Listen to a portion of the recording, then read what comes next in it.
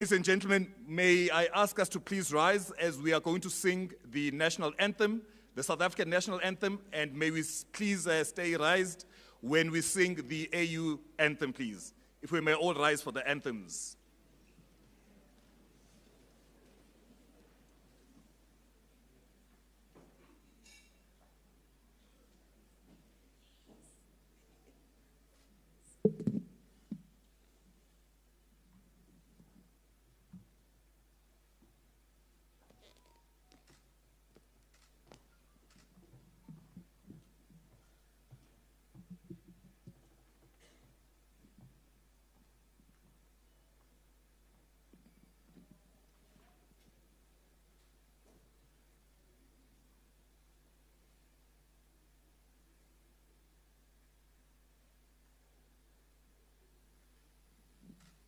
Good morning, ladies and gentlemen.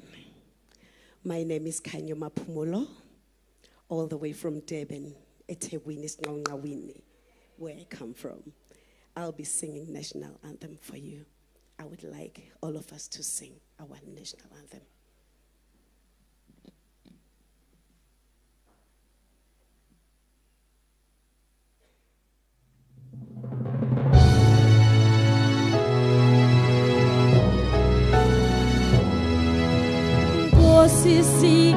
Sigeleli Afrika maluphakanyiswa upondolwayo izwa imithandazo yethu sikelela thina lusapho lwayo Chaba sa Yesu uferiseri ntwali matwenye usibuluke sibuluke si chaba sa Yesu si chaba sa South Africa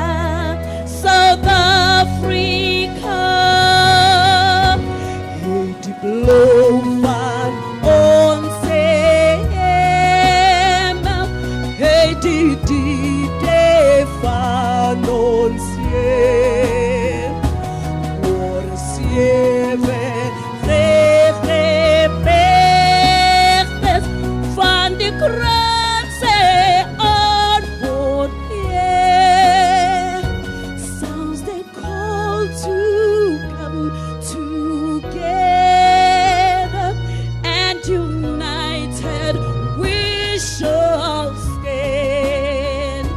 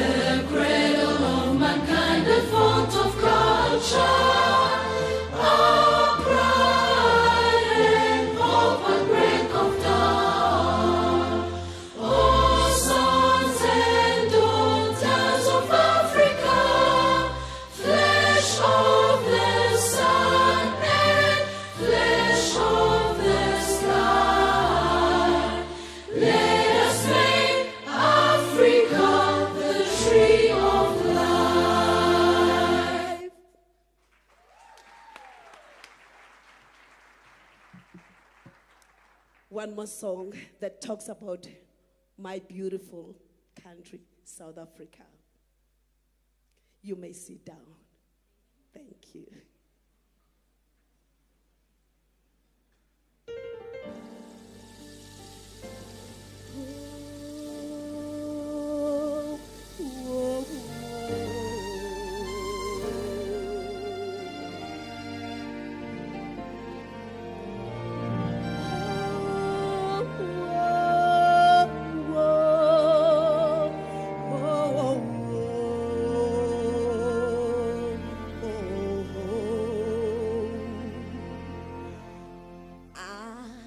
Traveled many, many worlds, never have I seen such beauty anywhere.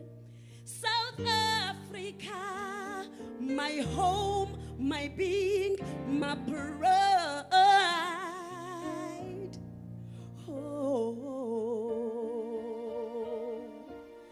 oh, oh, oh.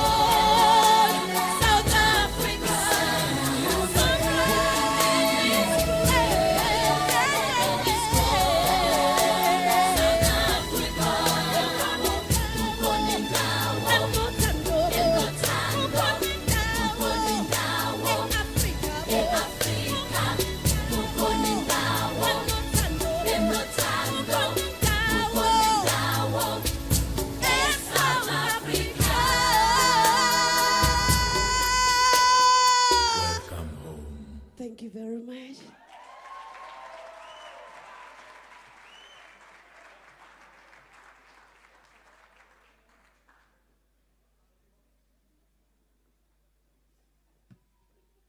Can we give her another round of applause, please?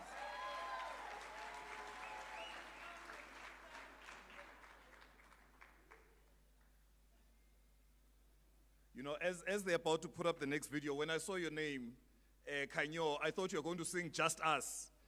For those who know, you know. If you don't know, well, leave it at that. If you know, you know, just us. If you don't know, you don't know.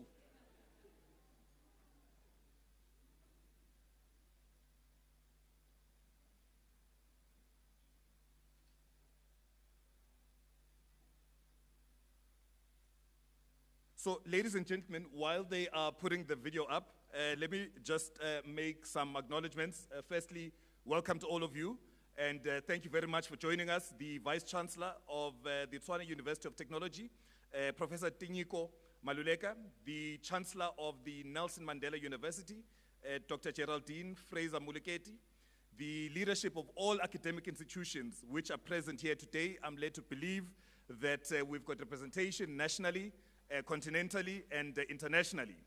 Members of the diplomatic corps which are present here today, whether physically or online, the South African government here today across all the spheres of government, acknowledgement DG of the DPSA, Umizioli Swamakasi, captains of industry which are here today, members of civil society, and also, let me also acknowledge our future leaders on the continent, and dare say the globe, which are the VVIPs for today, which is our students. Let me welcome you all, esteemed guests, ladies and gentlemen, good morning.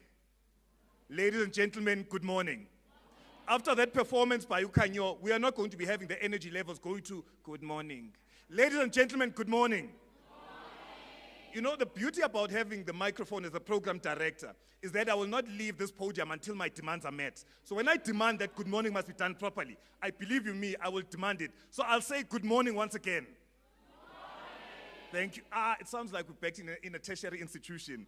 Let me say that all protocol observed. You know, VC, I was once taught that on issues of protocol, that, you know, instead of going through all the necessary protocols, what you normally say when you are lazy and don't want to be, you don't want to be caught up in the protocol issues, you say, I stand on all the protocols which are going to be announced by the VC. So whichever I've left out, I stand on those protocols, which VC. So if there's anyone at fault for protocols not being observed, please, you must blame the DG.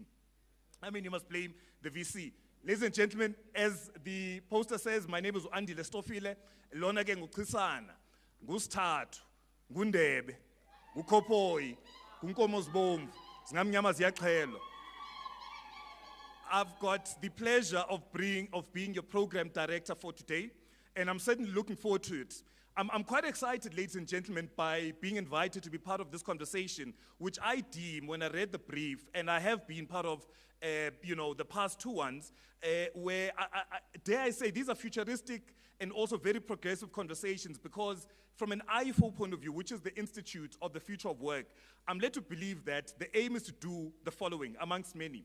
One is to be able to lead the narrative on 4IR, to collaborate, to collaboratively engage in high-impact research, to produce solutions that address societal challenges. And I think that's important because sometimes we have conference after conference and nothing happens. So I was very glad that we are very clear around IFO in this particular dialogue, focusing on producing solutions to address societal challenges, reshape curricula, facilitate skills development aligned to the future of work, and thus enable job creation and stimulate entrepreneurship. I'm also and equally very, very happy that we've got this conversation this year specifically located in Agenda 2063, which, as we know, is the blueprint for Africa's success. That, for me, makes me very, very proud to be standing in front of you and being part of these conversations. So, to get us going, just some house rules. Ladies and gentlemen, out of respect, if I may ask that, can we please just make sure that our phones are on silent? At worst, can they be on vibrate? Please, there's nothing more disrespectful than you've got people that have taken the time to be with us to come and share their thoughts, and then we have phones ringing. So can we just take that 30 seconds just to put it on silent? But I'm hoping that, you know, at worst, you'll put it on vibrate. And also the bathrooms, when you step out, outside of these doors to your left, you'll then be able to see the bathrooms.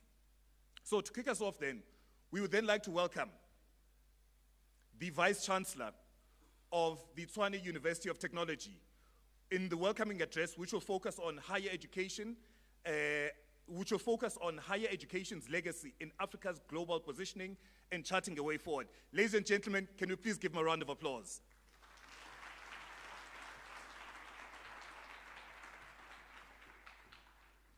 Thank you very much.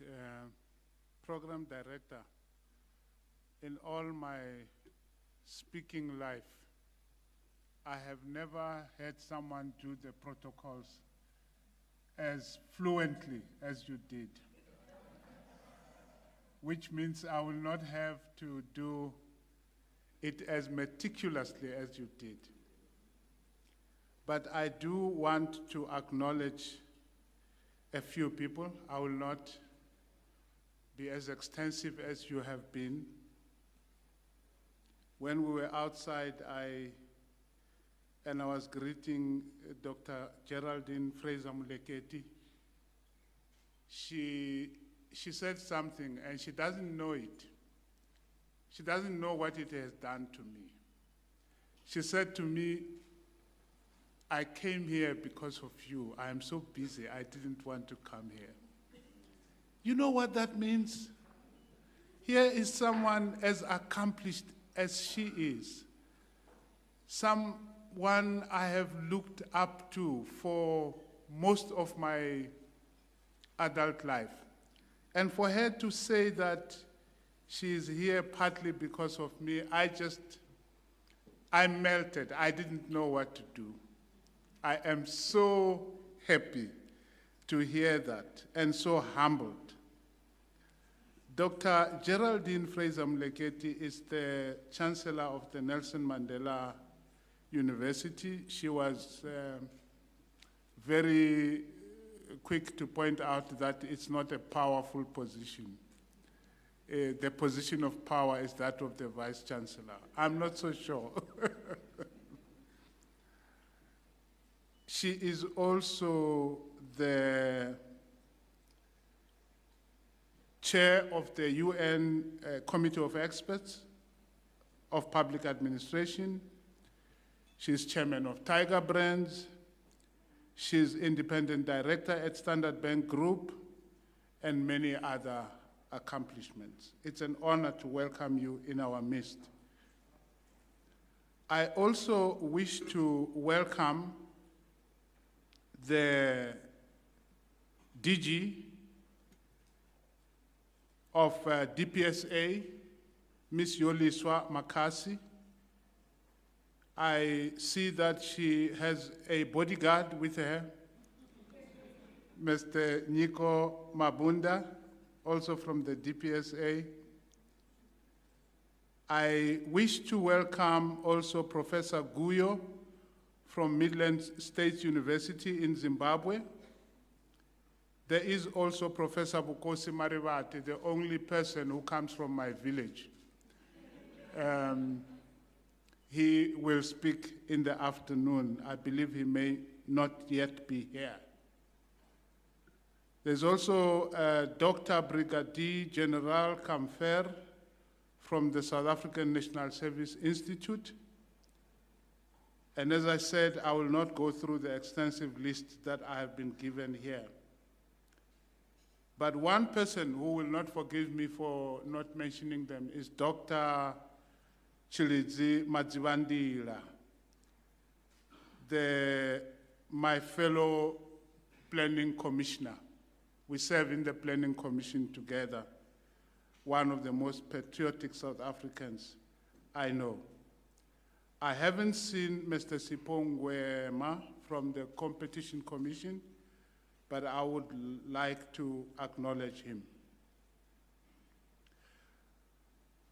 For the past 3 years, we have descended on the capital city in the month of November to have a crucial conversation about 4IR in as many of its permutations as we can master,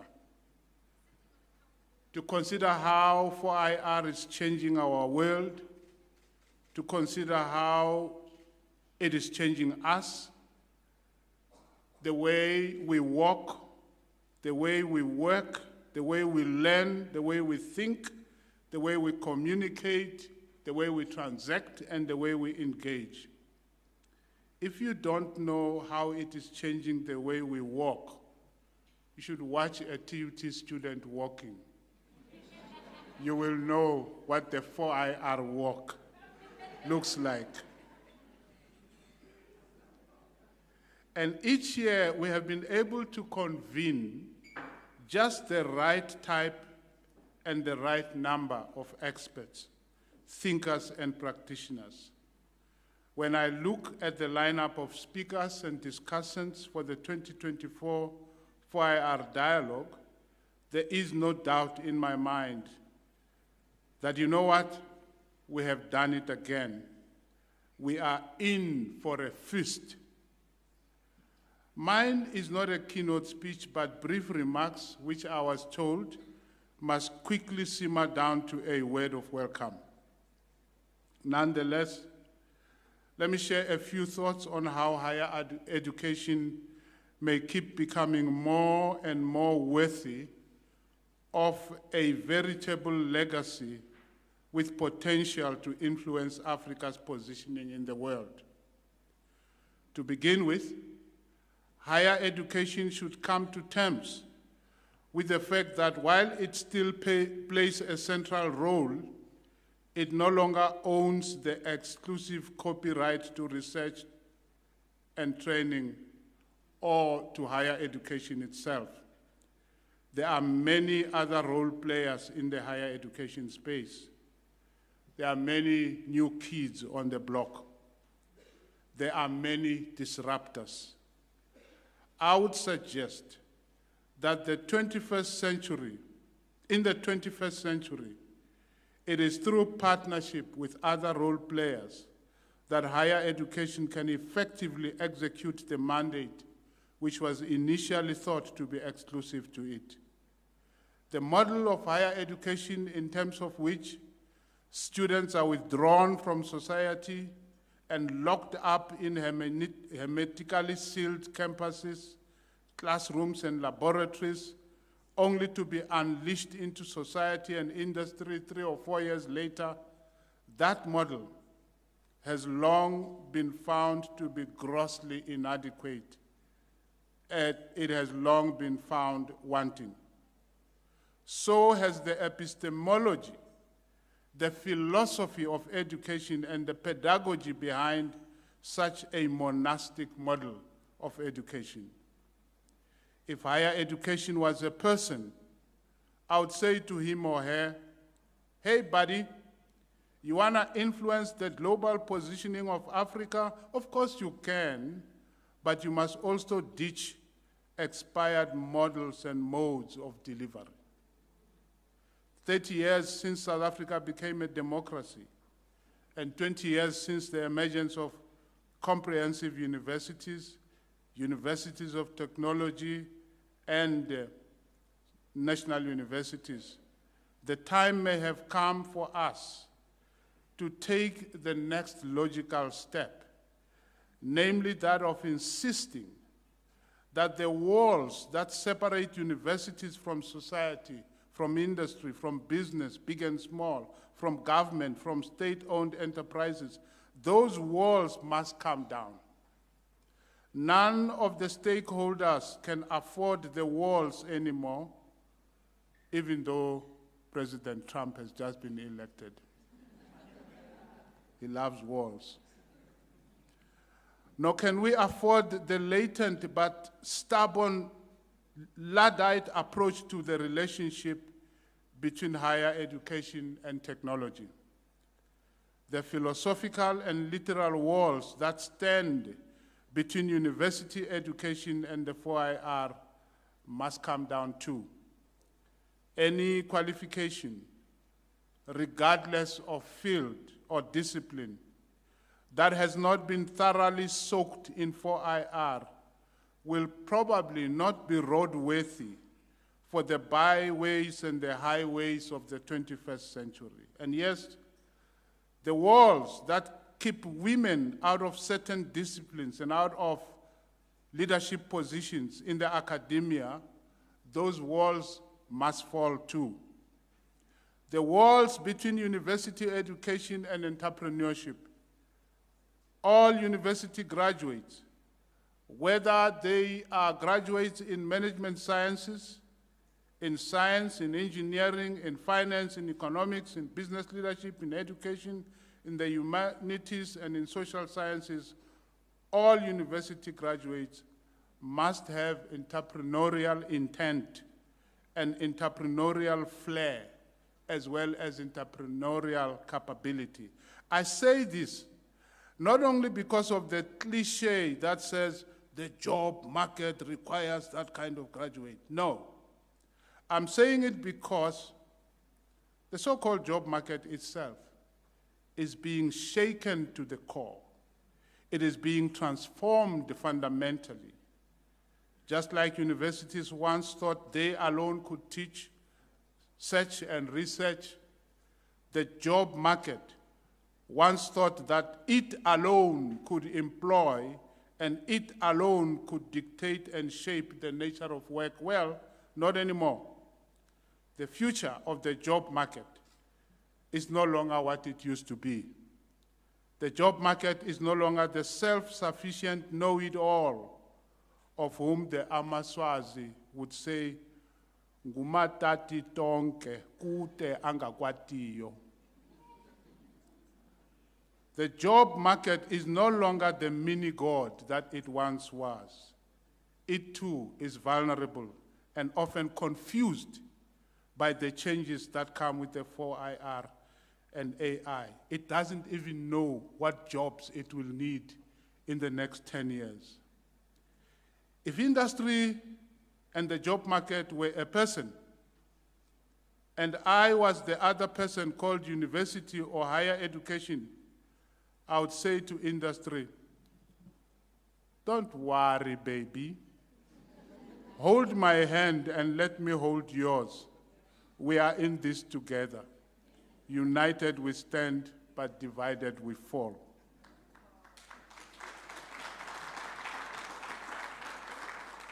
And of course, neither university nor industry have been innocent and neutral players. Not in this country and not on this continent. Industry has not always been friends with the environment. We know that.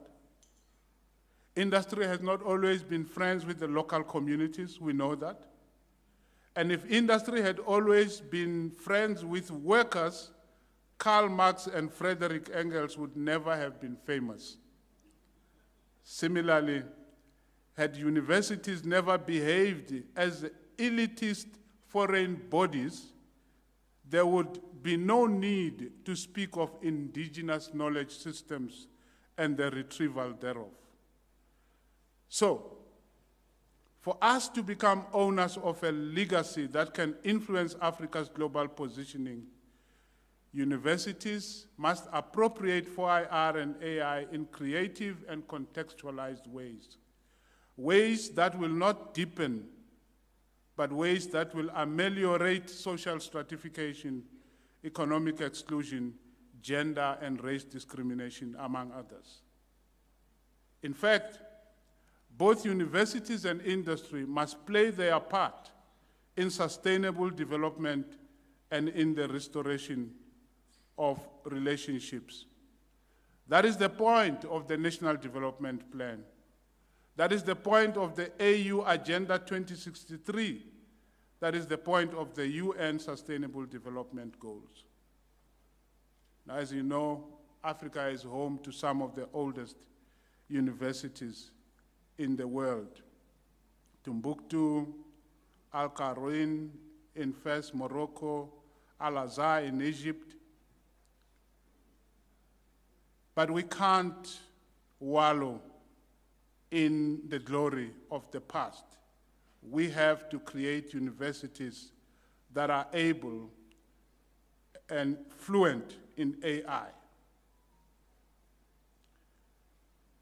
I have a section on South African universities, but I'm going to skip it because you look like nice people.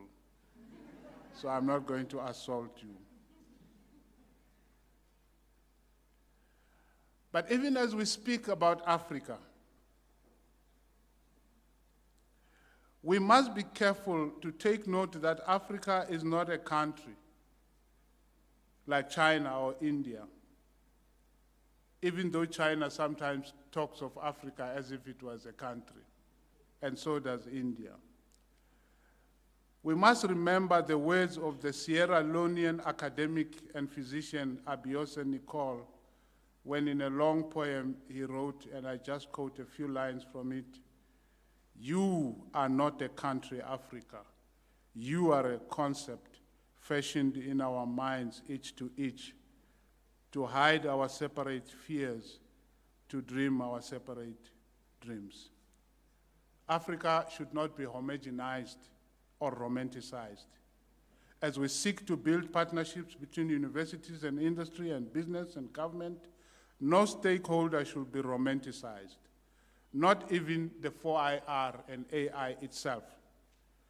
We need partnership precisely because none of the stakeholders and none of the available technologies and their applications are sufficient in and of themselves. So, the keyword to which I return again and again is partnership. Partnership between humans and humans, partnership between men and women, partnership between humans and machines, partnerships between universities and industry, as we embrace the 4IR in the pursuit of sustainable development. I will not be as presumptuous as to pronounce what former President Nelson Mandela pronounced at the end of his inauguration speech in 1994, May, when he said, "Let there be work, bread, water, and salt for all."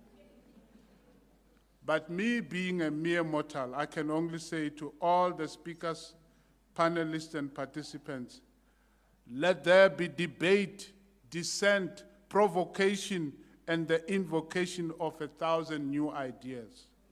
Welcome to TUT, a university that makes knowledge work, and welcome to the third Future of Work Dialogue.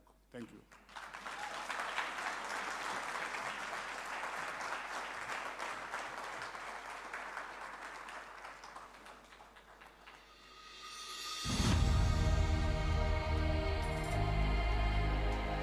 In the heart of Africa, where ancient traditions meet modern aspirations, a new dawn emerges.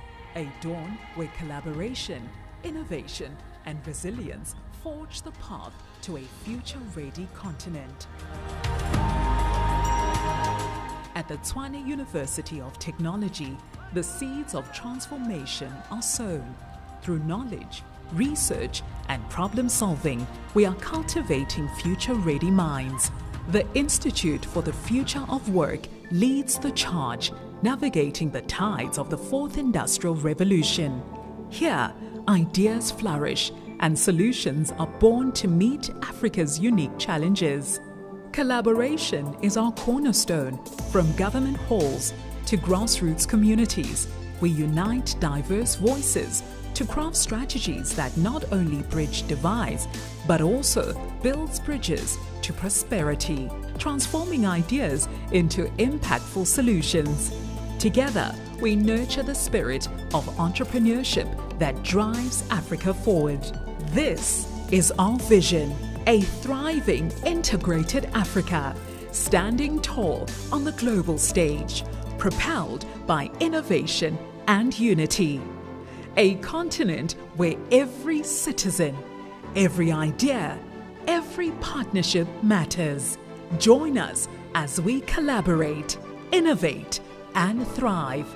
Together, we will unleash the power of innovation to build a future-ready Africa.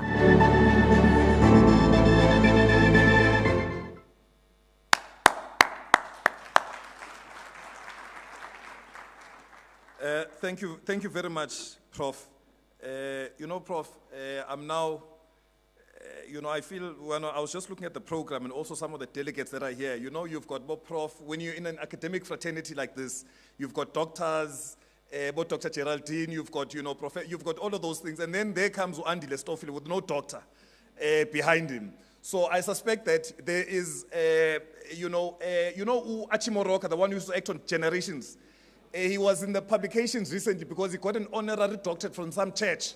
I suspect I might have to go to that church, Prof, so that now, when I stand before you next time, I can say, hi, I'm Dr. Andile Lunga Stofile, and I can be able to articulate issues as much as you can. Next time I'll make sure. But thank you once again. I think, Prof and VC, you speak about that typical TUT graduate. You speak about the 4-hour walk, nine-layer walk. You must be able to see them.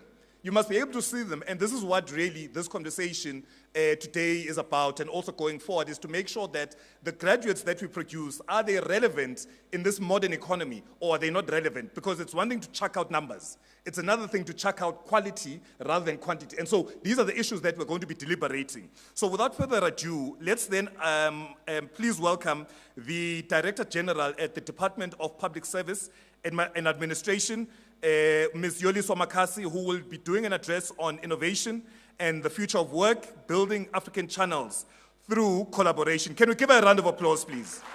Can we give her a round of applause, please?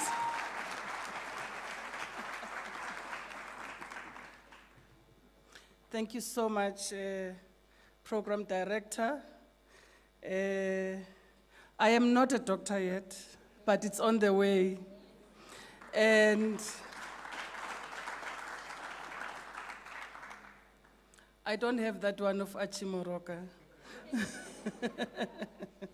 Good morning, ladies and gentlemen. And the greatest constituency I love, which is young people, they are here.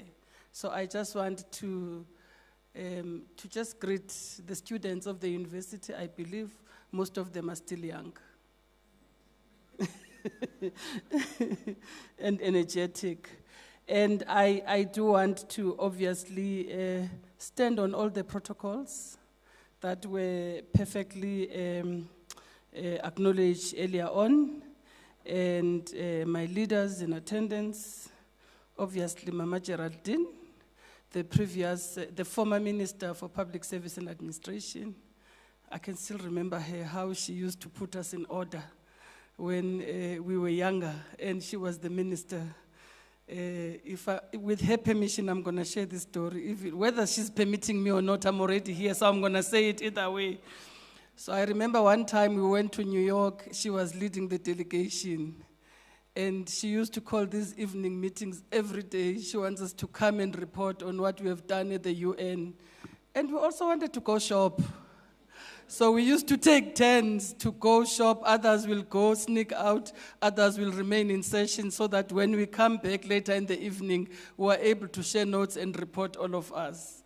But we were under very strict management and very strict leadership. Thank you, Mama Geraldine. I think that people may not say this all the time to you, but at least I'm one of those people. I think you really instilled responsibility as a public servant, and I appreciate that. Prof said earlier on that he was touched by what Mama Geraldine said, that she came here because of him. And I want to say that I also came here because of my comrade, Tseliso. So for DGs, Mondays are very critical days, because those are the days you are guaranteed the minister is not going to be in the office, because they have to do their political work. So those are the days you do EXCO meetings. Those are the days you do urgent internal meetings with staff, because the minister is not there, so there's no one who's going to call in the middle of a meeting and say, the minister would like to see you now, DG, please come upstairs. So today we had EXCO, but I was bullied by my bodyguard to postpone the EXCO in favor of this meeting, and I kind of agreed, because obviously my comrade Seliso was running with the show. So, but having stated all that, we've been asked, I don't know if this thing works. I was told I must press. Okay, it looks like it's coming. So I was told to, I think it started,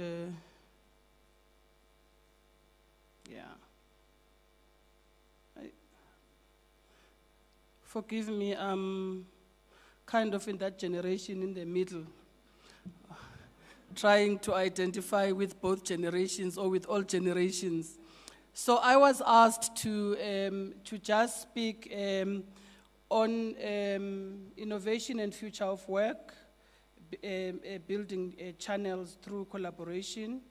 I think this is a very broad thematic area, and we just prepared a presentation which will look at a number of things that relates to the work that we've also been doing. I think that it's important to just settle our conversation on our constitutional and legislative mandate that we have as a department. We draw our mandate from the Constitution. Section 195 specifically instructs that there must be a high standard of professional ethics, and there must be good human resource management and career development practices in the public service.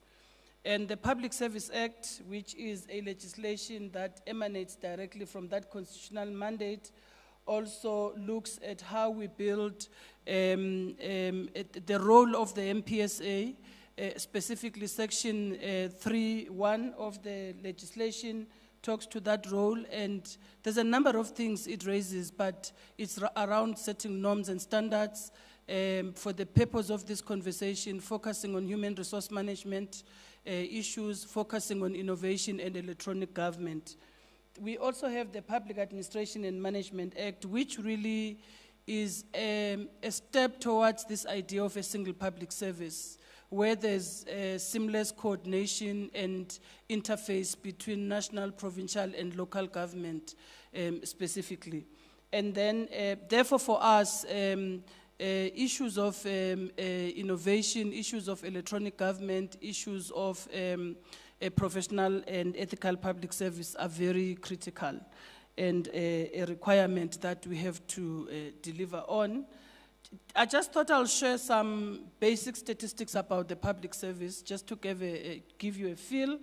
We have an estimated number of just above 1.2 million public servants, and of this number, 37.53% are males, and 63.47 are females. Now, this is the global picture. And then out of the 1.2 million, an estimated number, around 10,000 of our total employees are in senior management service. So when you hear people saying the public service is bloated, there's too many managers, just remember that it's 10,000 out of 1.2 million people who are senior management service in the public service. And of these, we have 54.8% who are males and 45.2% who are females. So we are defaulting, Mama Geraldine, we are not achieving the 50% minimum for women in public service, and it's quite a struggle. I think that we have reversed the gains that we've had in the past on this matter. The 50% of women in SMS positions. We have a total number of 933,000, which is around 75% are aged 35 and above, so we have an aging public service. And out of that band, the majority of them is between 45 and 55. And above and below 35, we have about 300,000 young people estimated at 24%. So I'm sharing this because I think it will show you why we are not doing so well in terms of even our ICT uptake and etc. We have only 4,300 employees in ICT functions in national and provincial government. So out of that 1.2 million employees, only 0.3% at 4,303 employees are in ICT in national and provincial departments. And on average, we spend, national and provincial government, we spend about 21 billion annually on ICT. These are figures from the 21-22 financial year. And you'll see here in this box, we are highlighting these figures in detail. in terms of the studies that we do on an annual basis. In 2022-23, the AG audit identified that 50% of 34 projects they selected for IT audit across national and provincial departments did not meet business expectations. So they were in a way wastage and fruitless expenditure. So there are some policy implications. Definitely one of them is a need for upskilling of public servants on digital skills en masse. And I'm just talking basic digital skills. I'm not talking anything advanced and sophisticated at this stage. So that all of us are operating from the same level from a digital skills point of view. And that will help us to raise awareness as well. Also, review of organizational structures and resource allocation. One of the challenges with government is that people think about employing all the time. So if you say we need people to be able to do, we need a capability of data analysis in the public service, people will think about creating positions instead of going back into the system and seeing how we can improve on the capacity that we have so that there's people who can be able to deliver on this role. And the reality of funding limitations is that we can't anymore go back to the structures all the time and create more positions. Even though we must still respond in terms of our structures, organizational structures to the ICT requirements and etc. But we have limitations from budget perspective as government. And okay, I was just highlighting here that the data we're using is mainly from PaySal and the review reports that we do in terms of ICT spending in government. And just in terms of looking at the Africa channels, so in South Africa, we are, the DPSA is the focal point for the Africa peer review mechanism. So we lead the processes. We work with civil society on our reviews as the country, and we are, as a focal point, we are also part of the steering committee of the Africa peer review mechanism. And we also host the secretariat for the National Governance Council. This is a national structure that brings together players from civil society and players from government in terms of administering the tool of African peer review mechanism. We also participate in the African Association of Public Administration and Management, South Africa, and DPSA is part of that. We are coordinating and leading the Southern Africa region in terms of that, and one of the vice presidents. We work very closely with SADC. We have at some stage seconded our DDG for who's responsible for government, for the work that we do on ICT to go and support in setting up structures at the SADC. We also work a lot with other partners that have an interest in Africa, like the Chandler Institute of Governance, which we have worked with and hosted what we call Strong Nations Africa program that they support. And we've worked with our local partners, SAPAM, to ensure that that program is hosted in South Africa. And there was also a strong work around ICT and digital transformation in terms of the training. This brought a number of decision makers, I think about 30 senior public servants from different parts of Africa into South Africa for a period of 2 weeks. We also from time to time host African government delegations on an ongoing basis. And I've mentioned some of the countries, and their interest is really on areas like e-government, e-recruitment in South Africa, performance management, innovation, and etc. And so basically most of our channels are just centered around the AU, the APRM, as well as APAM. Some of the work that we're doing in the public service is just around professionalization, and I just wanted to highlight a few things here. I think there's enough that has been said about professionalization.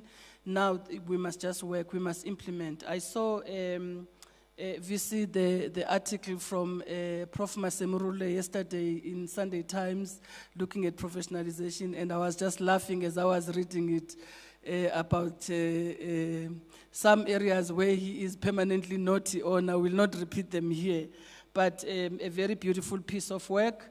And I wanted to highlight a few things that since democracy, there's been about 5 transitions from one administration to the another. No, there's been 6 now, not 5. And also just to highlight that I started in DPSA in 2020, in March 2020, just a few days before COVID hit the country. And I have served under 4 ministers. In fact, I'm on my 5th minister now.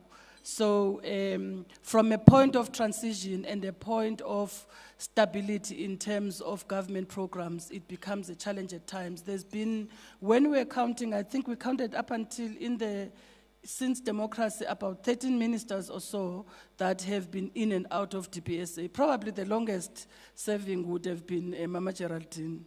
The rest has been like in and out, and that has quite an impact in terms of how do you maintain stability, how do you ensure programs that are instituted in the public service do get the steam and the required support at times. Just in terms of the professionalization, we have a framework which I think we all know about.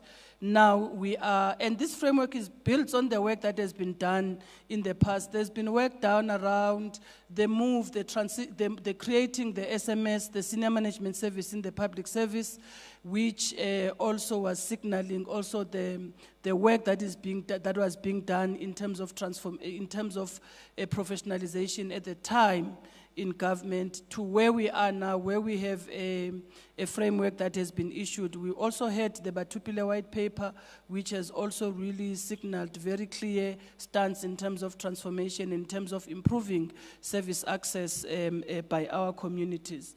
So what we wanted to highlight here is that we've issued a number of, our approach to professionalization as DPSA has been that we must work on our system as government first. We must put in place changes that are lasting in the system itself. For us to ensure that there's meritocracy in recruitment, we have to look at our HR system and see how our HR system is being strengthened to be able to do that. I was attending last week, 2 weeks ago, 3 weeks ago in Cape Town, a workshop that was hosted by Mama Geraldine that was looking at basically, it's a capacity building workshop looking at strengthening our capacity in Africa to implement the SDGs. And I was thinking Nico, my colleague is the acting DDG for Human Resources and Management at DPSA. And I was thinking that we need, just writing on that theme of capacity building, we need to think about how we learn on that model and look at how we strengthen our corporate services in the public service, because from a professionalization point of view, it starts and ends there with HR first and foremost, with corporate services. So it's something that we need to look at. You've seen a lot about professionalization and us insisting on people that comes into the public service meeting requirements, and that puts us, me in particular, in a lot of trouble at times, but I think it's trouble I can live with. We do some work on skills audits as well. We've partnered with PISITA. PISITA has invested on developing a skills audit methodology for the public service. And one of the things I hope we could do is to automate this skills audit methodology and make it so simple to be utilized by different government departments so that it doesn't take 10 years for us to do a skills audit in government. It's something that we can go do on an ongoing basis to update our skills basis and look at new skills that we require in the public service. Redefining future skills from skills audits, yes, there's a lot that's coming up in the skills audit exercises that we're doing around future skills that we should look at. And those are some of the skills that are highlighted there. I'm not going to give too much detail on them, but I think I heard Prof earlier on talking about the issue of entrepreneurship. So the issue of an entrepreneurial government is quite important so that we're able to propose solutions and solve some of our problems as people who are already in the system without having to outsource our capabilities for creative thinking, our capabilities for collaboration and leadership. Some of these are what people call the soft skills, which I call them the real skills. So if you were to rethink about a public service and the competencies that you require, the work that we have done is showing us as well that we need a tech-savvy approach. So technology is not just for the people in ICT, technology is for all of us in the public service. We need to be able as well, the importance of data. I was having a conversation earlier on about the issue of data and the importance of data integrity and data integration in the public service and defining specific data flows that are going to help us to build a layer for artificial intelligence and other things that we want to do into the future. This slide, it's a slide I hate, but a slide that my guys in the department like. And it's a very busy slide, but there's logic into it. I hope they'll share with you and you can look at it. We're trying to tell you a story about our integrated human capital strategy that we've taken to cabinet in the public service. And these are the different components and the workflow and the value chain of the strategy. I'm not going to say much about it, but I do want to highlight for us, again, digital skills become a very crucial area to work on. So one of our challenges in government is that we have, what do they call? They call it legacy systems. We have PESAL. I don't know how many of you know PESAL. Like whether you love PESAL or not, you are forced to have a relationship with PESAL if you are a public servant. It's like one of those relationships you don't have a choice. So we've been really trying, I've spent so much time of my 5 years in office trying to convince the people who met our National Treasury that PESAL as a remuneration legacy system does not assist us in terms of really having an integrated human resource information management system, because that's what we need. We need to be able to automate our processes. We need to have so many things that are out there that we do not have it in the public service, partly because of the big elephant called IFMS, which has taken all our money in the public service and has not delivered anything tangible, at least for me as the head of public service. There's been ideas, licenses, and this, but it's not really made any difference. So we've just been taking this to everybody who cares to listen and to say this is what we need for the public service in terms of integrated human resource information management system. And the question I've asked my colleagues is, why can't we partner with university students in the ICT or information management system space to be able to develop a system of this nature? We're not going to have money to issue a tender because Treasury is not giving us money. They've used all the money for FMS, so they're not going to give us big money to issue a tender. But what can we do with the capabilities that we have in universities to be able to develop something that can be utilized in the public service? My colleagues have told me that they are working on it. I'm waiting patiently. I hope my term won't end before, whilst I'm still waiting.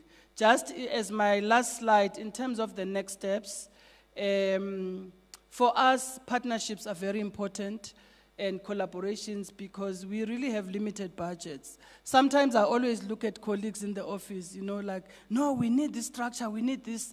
I'm thinking, you're speaking like my kids at home when they think that they need me to buy something and I do not have money to buy for it and they are demanding it. Government has no resources. Treasury has made it very clear we do not have resources. So how do we leverage on the little that we have and get into and collaborate and get more out of it?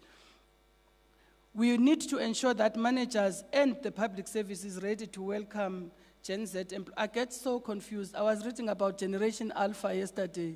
Now I'm confused, but one thing I know is the generations, the younger generations, the generations I call them 2000, which is the younger generations. Probably some of them are in university, some have just started working if they are lucky enough. They require a different type of management skill and leadership skill to thrive. We recruit lots of interns in the department. My office, I run it on interns. I think I have about 3 or 4 interns in my office. What I know about the interns in my office is that if I ask them to do something, their turnaround time is at the most a day to deliver on it. If I say, guys, I have a strat plan on Friday, please, I'd like us to do a pre-strat plan survey. Please work on a pre-strat plan survey. There's questions that I'd like to know, like SWOT analysis and whatever before that. What my departmental employees would take a month to do, they'll do it in a day. And I've tested this, I know it. So I just give the young people, I say, guys, run with it, come back to me and tell me. They don't tell me stories, they just do the work and they give me the results. So, but they require a certain level of leadership and management that I think we have to also help our managers understand so that to avoid all these conflicts between managers and interns or young graduates in the place of work. We must heavily invest in building capacity for data analytics, amongst others, to analyze trends and for scenario planning. And we rely on institutions like TUT to be able to deliver on those areas. Of course, our interventions must be institutionalized. Hence, we talk about a human capital strategy that is defining the value chain. And a database governance is important. We've been doing some work in terms just of ICT governance in the public service and putting systems in place. But there is a lot to be done, and I will end here and just say thank you. We appreciate this opportunity to be part of this conversation. We think it is a very critical opportunity, and for me, it's important that we don't only talk, but we implement and we test some of the ideas and work together in doing so. And thank you very much, Honorable Program Director.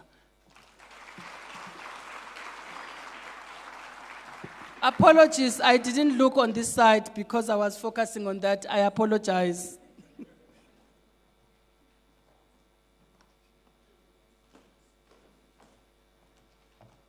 Can we give the DG a round of applause, please?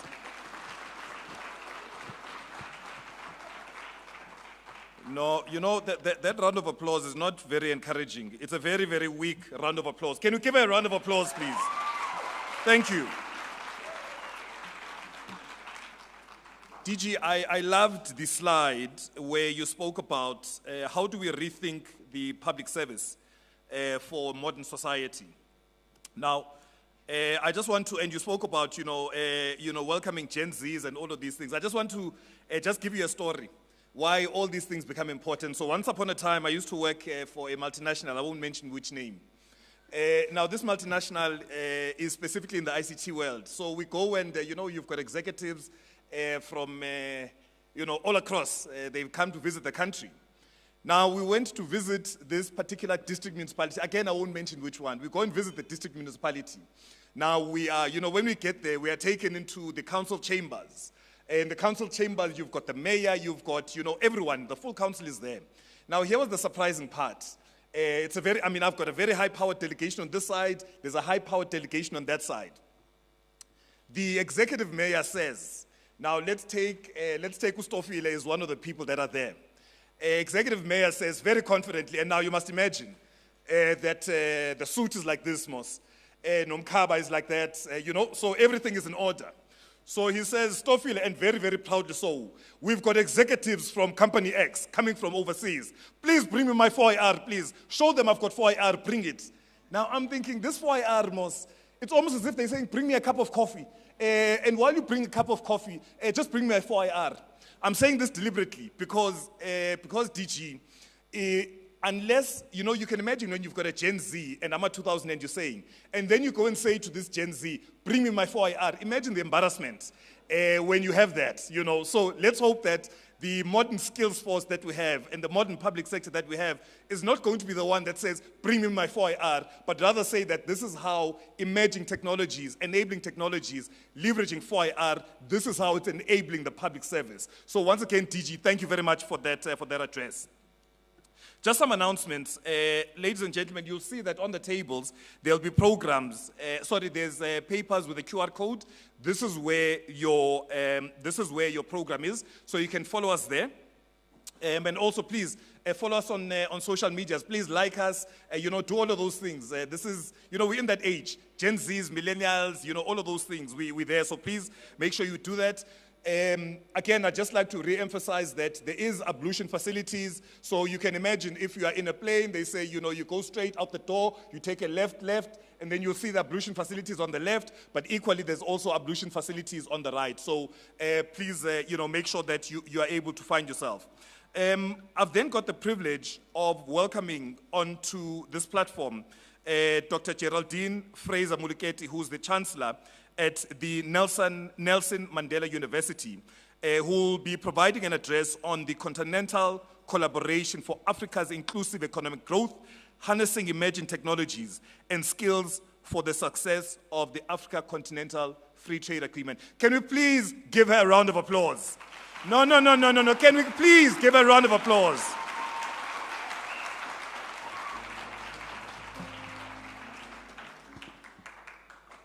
Good morning, everyone.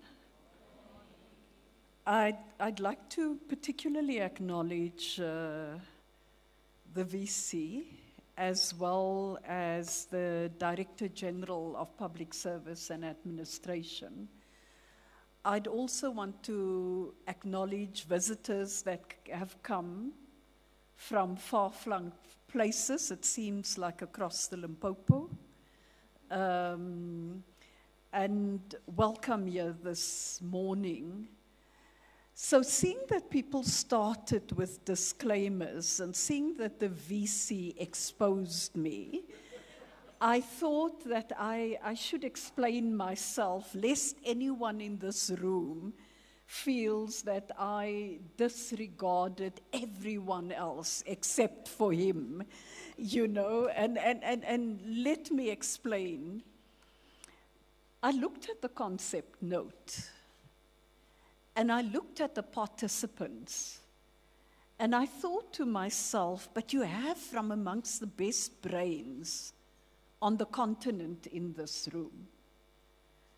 And we also have the next generation in this room. What would I be able to add to such a discussion? So this was the context. And having said that, I really feel quite privileged to be present where I think there is definitely going to be a fest of ideas. And if the provocation by the VC is anything to go by, it will be exactly that.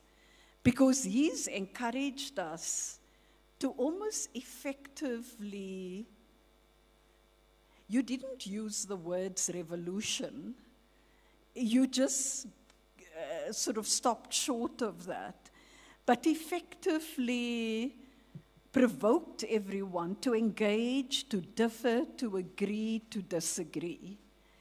And I think that this is, in essence, the spirit with which we would like to engage as we go forward.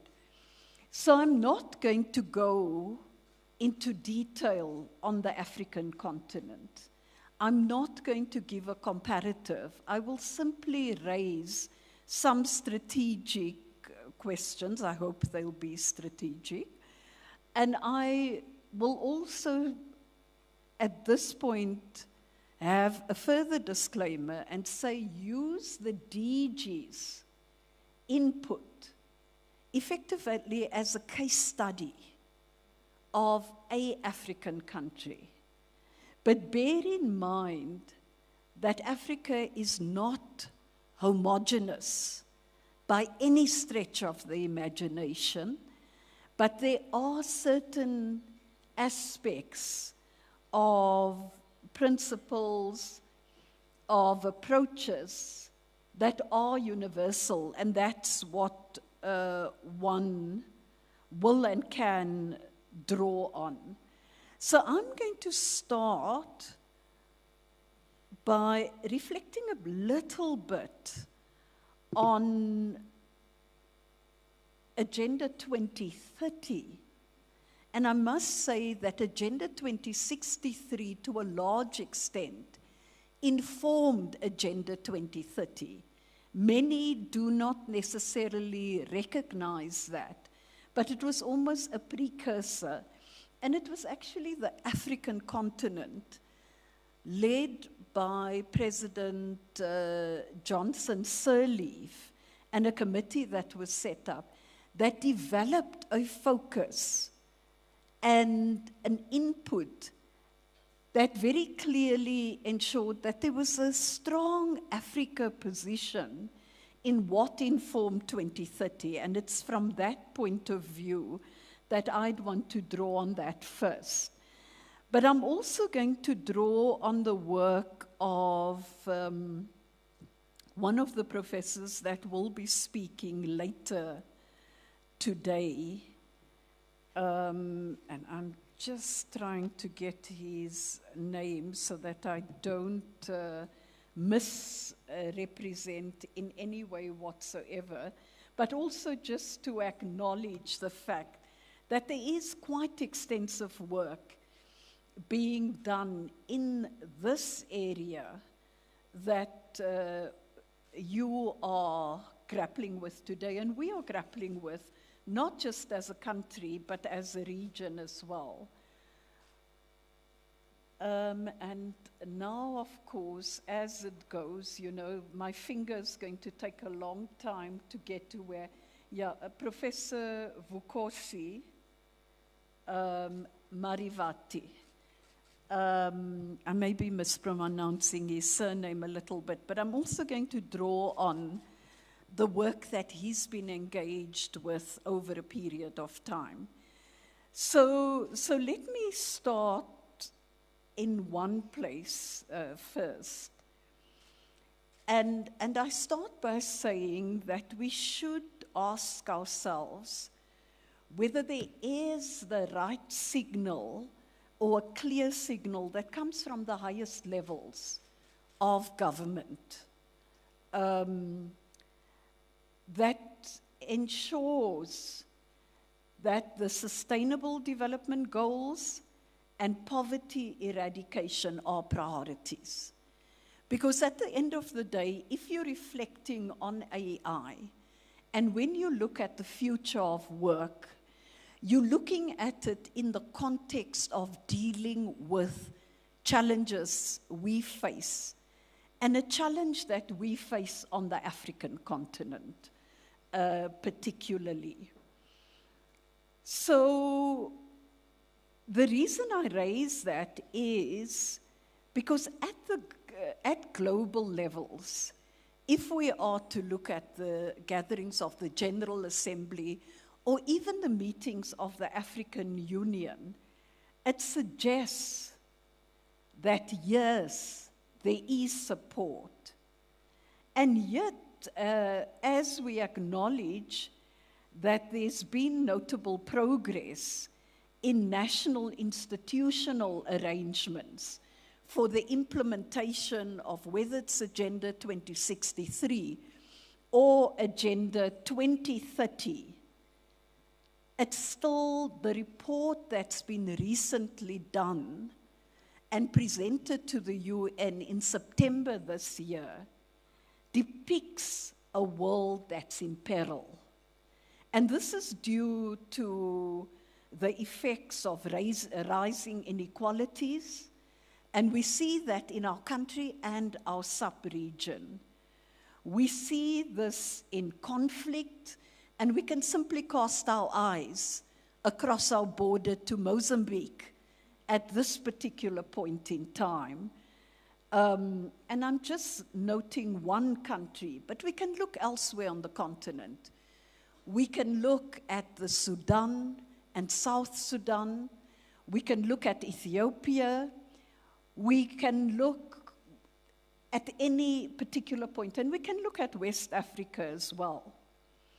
But above all, when we look at the Middle East, and we look at the genocide playing out live before our eyes, and we can see that we know that we are in real trouble. We see hunger, we see environmental degradation, we see political polarization and technological disruption, and more. So something is amiss in our governance system. Responding to these challenges is within our grasp, and we need to look at how we do that. And today, your engagement is not in isolation of the larger macro political and economic environment. It is about the realities that play out and how we respond to that. And hence, to ensure that we take transformative actions, I'm going to suggest 5, but we need to very clearly within that drill down to the specifics we're looking at. So the one is committing to the Sustainable Development Goals and to Agenda 2063 as a policy framework for the future, because it's not short-termist. And we cannot, if we want to engage in a real sense with 4IR and we have a dialogue, we can't be short-termist. The second area is promoting sustainability through national budgets and public procurement processes. So I bring you down to from the sublime to almost the minutiae. But I do this because resources are required to take forward the mammoth task that you need to respond to. The third area is closing the gaps between the awareness of the goals and their importance at all levels of society, and seeing how we do that.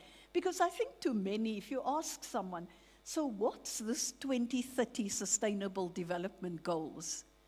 They may not even know what you're talking about. But they'll definitely know what the price of bread, a loaf of bread is. And how do we bring the two together in a way that people understand and appreciate that we need to take this forward in order to improve the world we're in. We also need to apply the principles of effective governance to build strong institutions for sustainable development, and even as it comes to this area. There are many technical solutions to address the need for improvement in national and subnational governance capabilities in different contexts. And there's also a need for meaningful dialogue, collaboration, and partnership across the whole of government. And this is essential.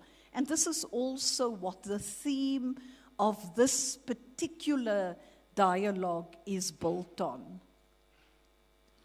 And then, of course, strengthening multi-level governance strategies that can be an effective way of reinforcing action. And I'm going to come back to some of these specifics. And I asked the professor this morning, what is the question that should be raised in this particular meeting in order to really stimulate a discussion in a manner that's going to make a difference? And I'm going to come to that in a minute. But before I come to that question, I want to go to the first question I raised about whether the heads of state and government are really committed to the agenda that's required. And at the recent UN Summit of the Future, world leaders adopted 3 foundational agreements to safeguard our future for generations to come. And this came at the end of arduous negotiations. And I'm really going to encourage you to go and look at the 3 foundational agreements. And these agreements were imperfect but important.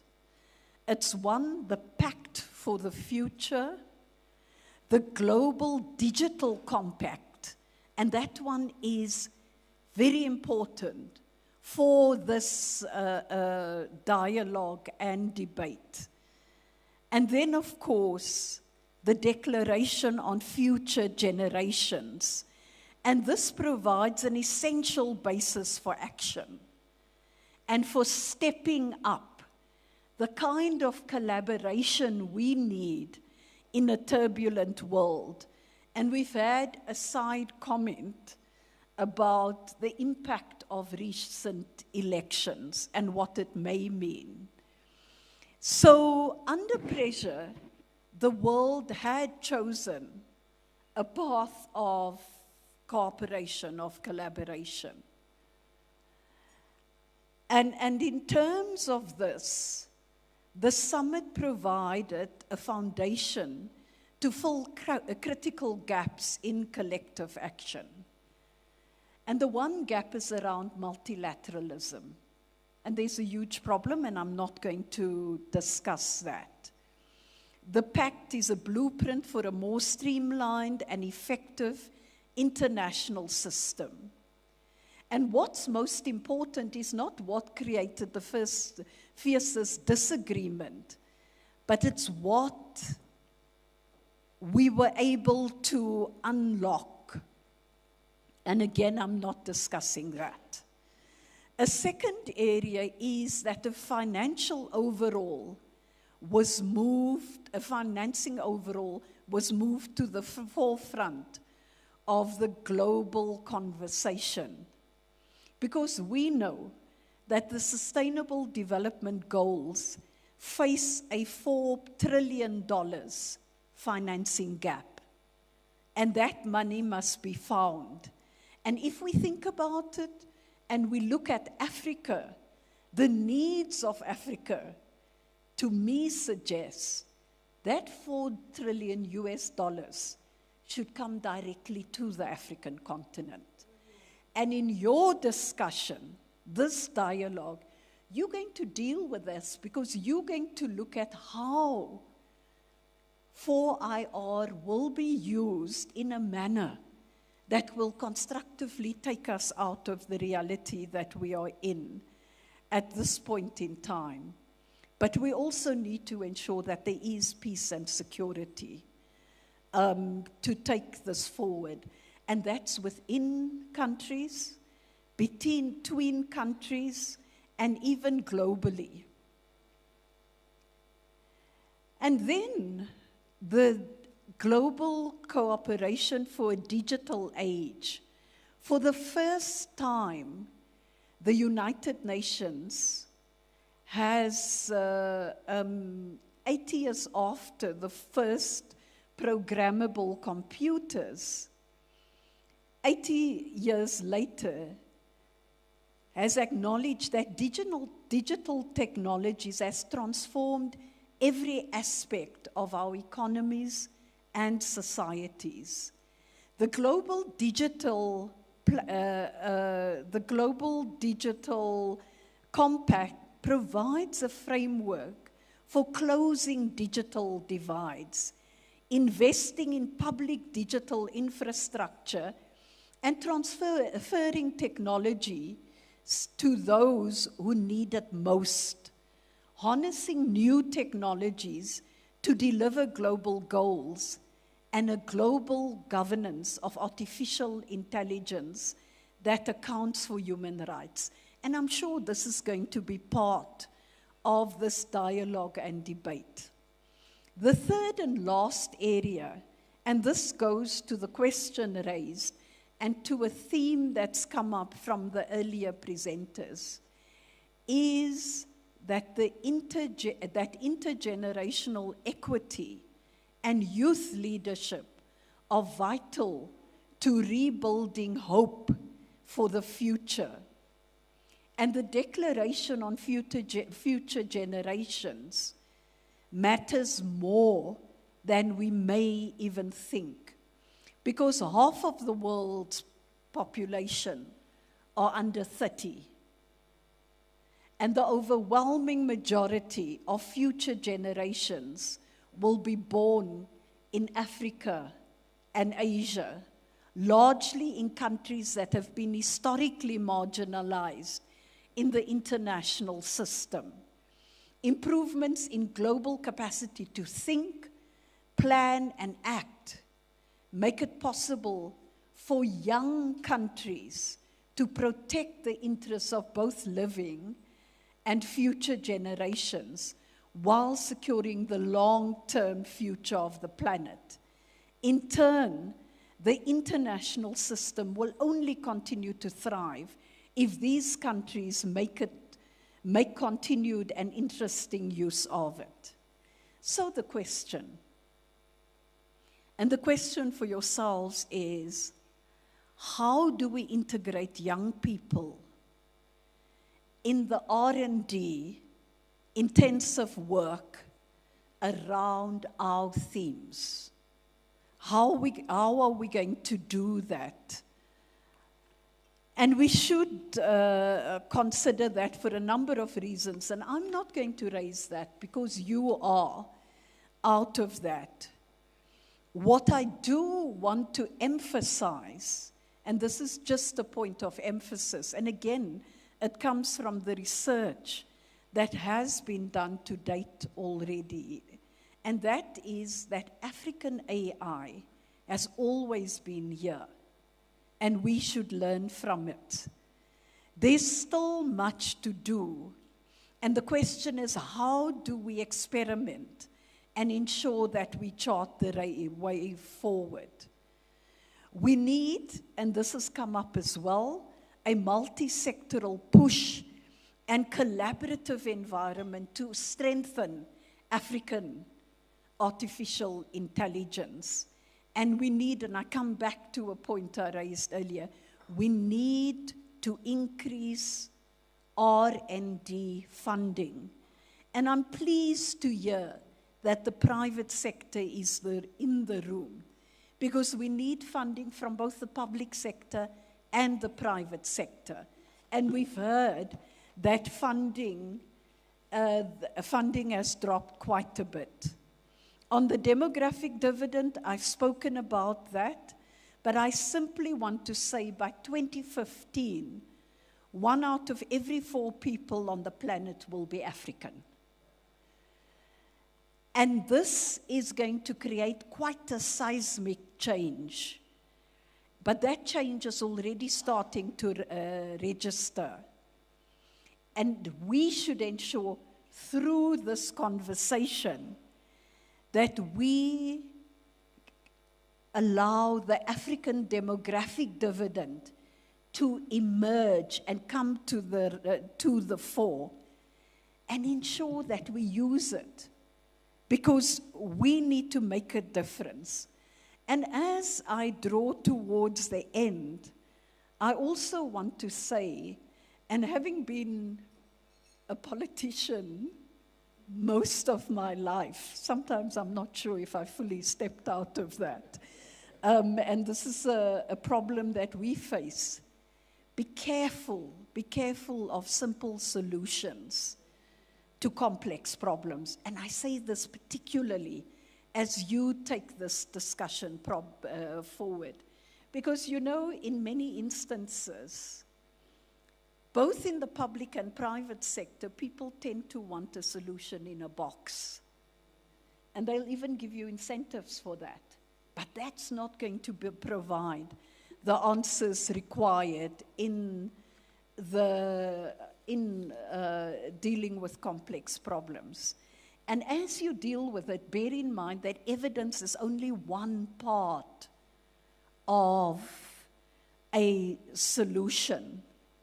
And hence I said, you know, politicians want easy answers to difficult questions. And we should also remember that not every response can be treated as, or every challenge can be treated as a technical matter. Hitan Shah said, and I quote, "Artificial intelligence is not a silver bullet for governance.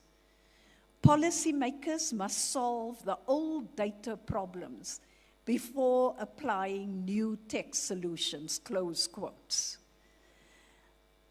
And that goes for that very integrated HR information management system problem, you know, that complex slide that was put up by the DG. The data problems need to be solved in order that there is a provision of a technical solution. But as she correctly pointed out, partnerships is very important. Nanjira, and I think Nanjira must be Gen Z or something, and I quote that, said, private sector thinking and practice disproportionately influencing the public sector tech competencies and capacities may be challenging. So DG, the public, and everyone from the public sector here, watch that space. And this also goes out to academia and the higher education sector. Let's ensure that we find the solutions to the real problems and don't simply get pushed from one side as we deal with this. So I think, in short, the big issue is, let's solve the complex problems. Let's work on data to inform us correctly. Let's understand that evidence is but one part of it, but there's a lot more. But all the thinkers will deal with this in a much more coherent way than me, are in the room, and you will assist on that. Because at the end of the day, this is not about AI for technology's sake. This is about AI to deal with inequalities in society, to assist in the eradication of poverty, to overcome problems, and also to deal with the vexed complexity of how AI and technology has been used very recently. In Lebanon, when cell phones blew up in people's hands and injured them very badly. And if there was anyone who cheered, I don't know who cheers for the children who were killed, because it was when you had to look at the screen and open it when the ping went off or the call, and it went off. So you see, AI and technology is used for the most abhorrent reasons. Let's also ensure we find answers for the good, for dealing with hunger, for dealing with inequality, and maybe to stop wars. And this is where we say the politicians must deal with it. And let's ensure that we get this. We do need world peace. We need to be able to educate all populations, and you will help them with the coding skills required. And we must overcome everything that's bad, but let Africa show them. Let's show them. The journey has begun, but we can't continue it in the same way as we did to date. We need to be bold. We need to be audacious. We must overcome the chasms. Thank you.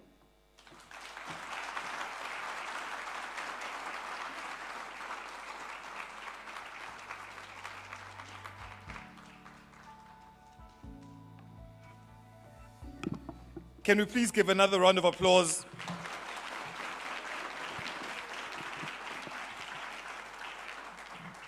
Thank you very much, Doc. You know, I formally withdraw the assertion that I made earlier that, like the generations actor, I also wanted to be a doctor and be called Dr. Andy, because if I go and chop at that thing Hong Kong-wise, I will not be able to understand what you're talking about. So I formally withdraw. I'm going to go back into the tertiary institution and make sure that I acquire it in the right way. But can you give her a round of applause once again, please? I'm reminded, Doc, of someone once said that the quality of your life is based on the quality of your questions. And so you've asked us to think deeply around the questions that we should be asking today. And when you speak about that we must be beware of simple solutions to complex problems. I think for me, that really becomes a very, very critical piece, because in unpacking all the things that we're going to be deliberating upon, we cannot and we must not be applying simple solutions, which is the shortcut to complex problems. And really, that's what I took from it. And you really have asked us to and challenged us to think differently about the problems that we have within the continent, and to make sure that we are able to shape, and this has really shaped the narrative over the next 2 days. So I'm going to ask our esteemed speakers to please come up so that we can really, thank them for what they have shared, because they've really shaped the narrative for the 2 days, and we really do appreciate them coming through. So if I may please, Prof, if I may ask you to come up and also bring the 2 ladies who are your bodyguards to come up with you, and so that we can really, really thank them. Can we please make sure we give them a rousing round of applause? That is not jealous. Please, we can't be jealous. Let us please. And we're not going to stop. We're going to give it to them, please. We're not going to stop.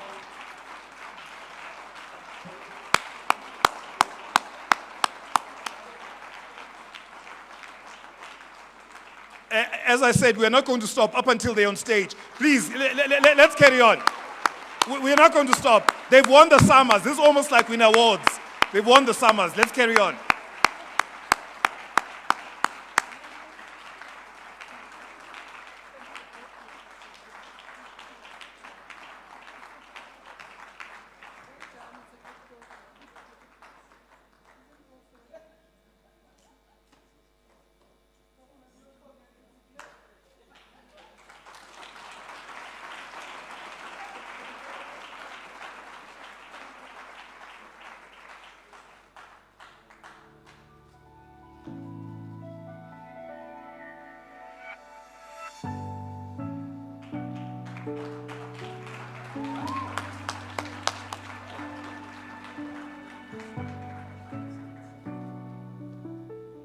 Again, another round of applause, please. We really got food for thought, and I mean, I'm even thinking that maybe while we've got food for thought, maybe we need to have food in our stomachs. But before we do that, let me just try and, because it's important that when you've got the intelligentsia and we're given pills of wisdom, to maybe reflect on some of these things before we go into the break. So let me tell you what I took out of it. So the VC, amongst many things, he spoke about the future of the job market. And really the challenge which has to be asked is, how do we re-engineer curriculum in response to that? How do we make sure that, you spoke about entrepreneurship for an example, how do we re-engineer from a TUT and otherwise point of view to make sure that we are ready for the world that's out there? You also spoke about the UN sustainability goals, and DG, I think you also spoke to this, where you're saying that how do we strengthen the capacity to be able to implement the SDGs? These are some of the things that, ladies and gentlemen, I'm hoping that because you've got papers or you've got tablets, you're also able to, in your mind, be able to capture some of these things. The DG, here's the challenge that I think we also need to deliberate upon, because you spoke about DPSA from a policy point of view. Now, in the age of 4IR, AI, and all of those things, but what is the role of the policymakers? Because technology is very pervasive, and also technology is moving at a very fast pace. Now, how do we make sure that the technology from a policy point of view, how do we make sure that the policies are enablers and not detractors or preventers, or, to be able to do that? How do we make sure that policy allows for the protection of national interest, because we cannot lose our crown jewels as a country, and make sure that the national interest is taken care of. Because as the Chancellor was mentioning, that technology is being used, and I dare say it's being used to weaponize. Technology is increasingly being used to weaponize. And so how do we make sure that from a policy point of view, we're able to do that? The Chancellor spoke about, the fact that, we've got Agenda 2063, Vision 2030, and all of these things that are happening, being born out of Agenda 2063. Now, the fact of the matter is that all African countries have adopted the SDGs. That's the fact of the matter. And they've developed them, or they've integrated them largely into their national development plans and policies. But when you then look at the implementation, we are far short of that.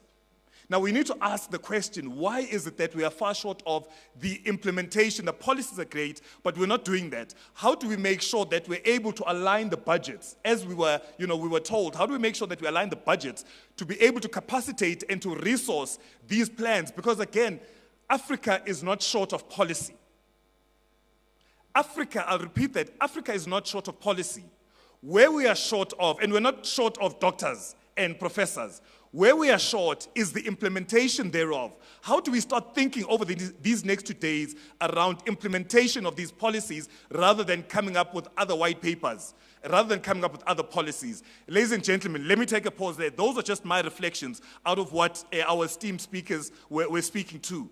Now, I'm going to allow us to can we take a 20-minute break to have tea? Is a 20-minute break sufficient? Is it sufficient? So can we come back at 11:40? 11:40, is that okay? So at 11:35, you will hear me screaming, making a noise, saying, please come back in. So can we do that? So 11:40 will come back. Ladies and gentlemen, sorry, before you jump off, you will see that a lot of people are asking, how do we access the Wi-Fi? So it's on here, it's on the screen. So if you've got challenges, there are, ladies at the back who are wearing, golf shirts who can be able to assist you. Ladies and gentlemen, I will see you at 11:40. Thank you very much. See you after the break. Thank you.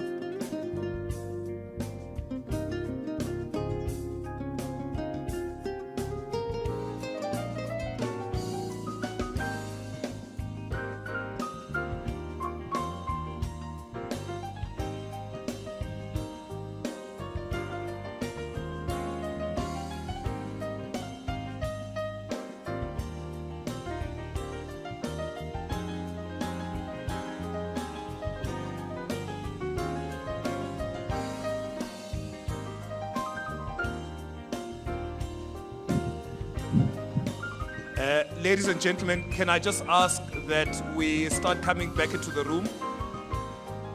Can I ask that we start coming back into the room, please?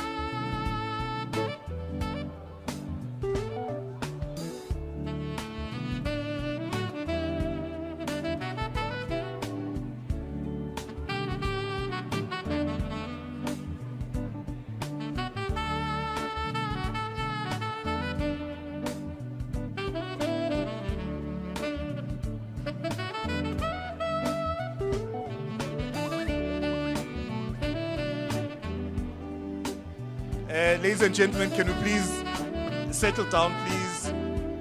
We're about to start. Can we please settle down?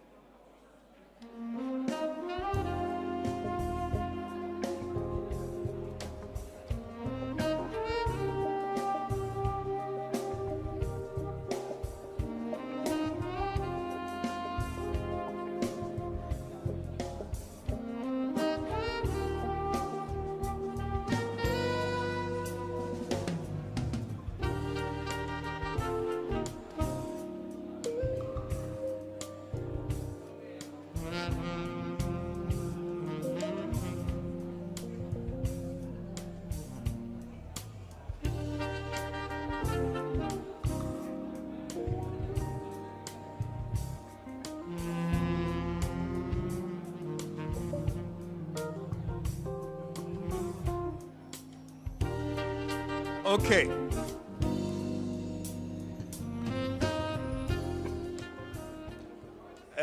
Can I have your attention, ladies and gentlemen? Welcome back. Welcome back to all of you. I think let's proceed with the program. You know, the issue is that if we're ungovernable, it means even for lunch, I'll be ungovernable. And make sure that you guys stay here rather than having lunch. So I'll be very, very strict on time. Please do indulge me, because I want to make sure that, one, we give the speakers enough of an opportunity to speak, but also make sure that we are able to give you guys the necessary breaks that you need. So please work with me when I ask for us to be back at a particular time. It's in your best interest, believe you me. So let's then kickstart our program for the second half. So we are going to have Mr. TUT-TV, who's the Senior Technical Advisor, GIS, and he's working in the Digital Skills for Jobs and Income project.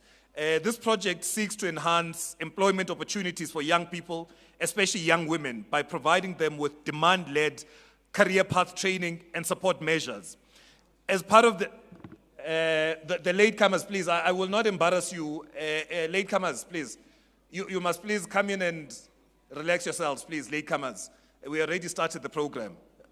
So as part of the TVET, Skills and Employment Promotion Cluster within GIZ, the project collaborates with public, civic, and private sector initiatives to refine the integration of support services, delivering seamless navigation for youth transitioning from technical and vocational education and training, TVET, and youth not in education, employment, or training, which is NEET, into the digital labor market. Ladies and gentlemen, can we please welcome Mr. TUT-TV, who will be speaking about solving Africa's innovation and skills conundrum, digital skills for jobs and income. Can we please, the usual round of applause, a proper round of applause, a proper round of applause, a proper round of applause.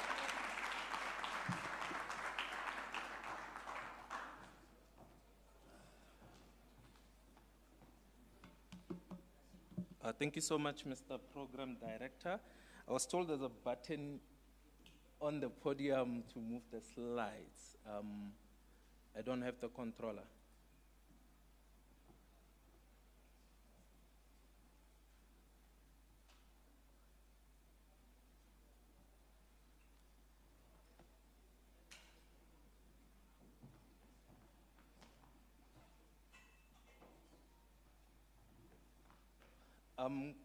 Good morning, ladies and gentlemen. My name is TUT-TV, and I'll be presenting on the demand-oriented career path model that has been implemented by the Digital Skills for Jobs and Income project.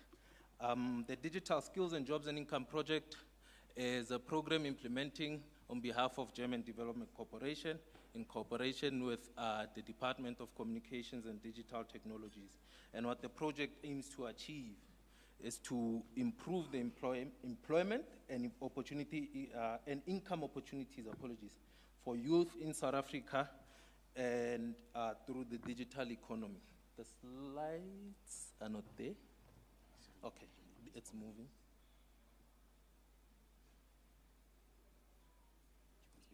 Okay, can you hear me? All good.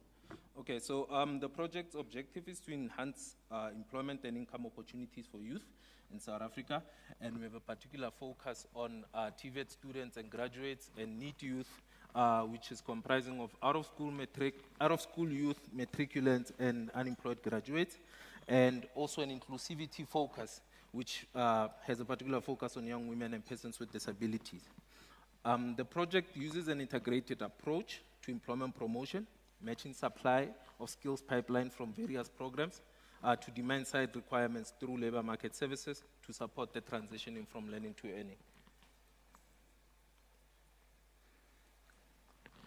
Just to give a brief context of the DS4GI project, is that with the previous iteration of the project, we implemented various training programs that aimed at improving youth employability, which included at the very most important mentorship and work readiness as key components of training. So using learnings from these implementations, the current iteration aims to develop evidence-based career paths provide career guidance to TVET students, provide demand-led training initiative to TVET graduates and need youth, and also provide work readiness and self-employment support services to ensure that youth transition to employment or self-employment through gig opportunities and freelancing in the gig economy. How the project looks at the definition of career pathways, which would be an important part of discussion for today, is we look at them as a structured series of educational and training, work readiness programs that are designed to ensure that youth go into employment and self-employment in digital fields, and particularly involving acquiring skills that are necessary for occupations that heavily involve or are based on digital technologies. So as I said earlier, with learnings from the previous project, we piloted a lot of training initiatives, as you can see from the top with the funneling, in order to get down to the selection of the 5 career pathways that will be supported by the project. And based on improvements in employability, direct employment outcomes, the various digital skill sets were filtered for selection in order to narrow and have targeted training interventions to transition youth from learning into earning opportunities.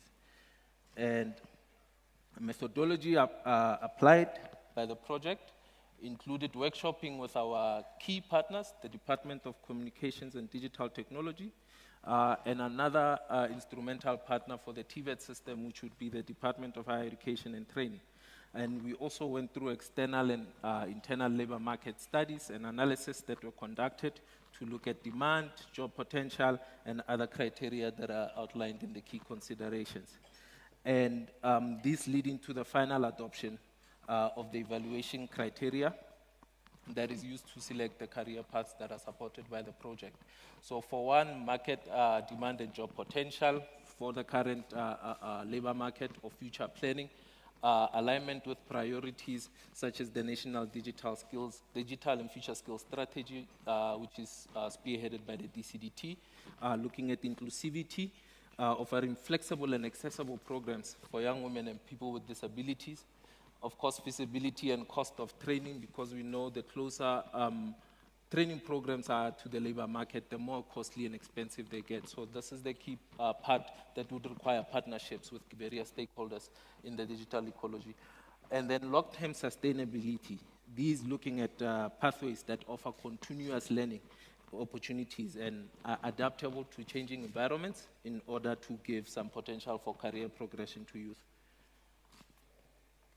And then overview of some of the career pathways that we had shortlisted and come to, looking at the creative and technical digital skills or pathways. We took a different approach in order to include, to have an inclusivity focus into the digital skilling area, where we said let's have an additional focus on the digital creative industries, which will blend the creative and technical skills to open diverse pathways into STEM fields for youth and particularly young women who are coming from no IT or no coding or no digital skilling background. We looked at particularly in the previous project, multimedia, new media, animation, and gaming technical sectors. So as you can see, this is how how we rated the digital skills or digital career paths using the selected criteria for selection. And high up, we had cybersecurity, cloud computing, software development, which were in high demand due to the increasing reliance on digital services and security needs. And then looking more at also emerging demands pathways, we have the data analysis, drone piloting, which are of growing importance, as also previously discussed, in decision-making and innovative applications in different sectors such as agriculture, logistics, and as I saw outside at the exhibition stalls, in security as well. So through the selection of the 5 career pathways, or rather filtering and assessment of the 5 career pathways, we came to cybersecurity, cloud computing, software data, and bulked also the content development and multimedia design as the creative side of digital skills pathways. So for one, they were selected based on their market demand, alignment to national strategies, job creation potential, feasibility, and sustainability for career growth. And the process to look at what sort of career pathways are being supported by the project is, you will see there were many interlinkages that we came across here between your TVET qualifications, skills and competencies, sectors, industries, and certifications that are required to provide client service operations across various sectors and fields. So what we did is to say, how do we start from somebody without the no coding or no digital background to pathway them into any of the 5 selected pathways. You see, we do have foundational competencies that are provided here, and as a project, are looking at providing information through career services and career orientation programs to enable you to access these open source programs, and then in order to transition into demand-oriented career path training programs. And the reason for the vast nature and interconnections with different sectors and fields, such as the global business services highlighted, is we cannot dictate to the market exactly what should be trained and to which target group. So the different levels, and as you progress across that, will be determined by the market, which is the potential employers, who would then work closely together with the project and the training provider to co-create relevant and required demand-oriented training programs that will surely successfully transition youth into employment based on actual and established requirements. And you will see highlighted also is the interconnection between the global business services and the BPO sectors with the different digital career paths.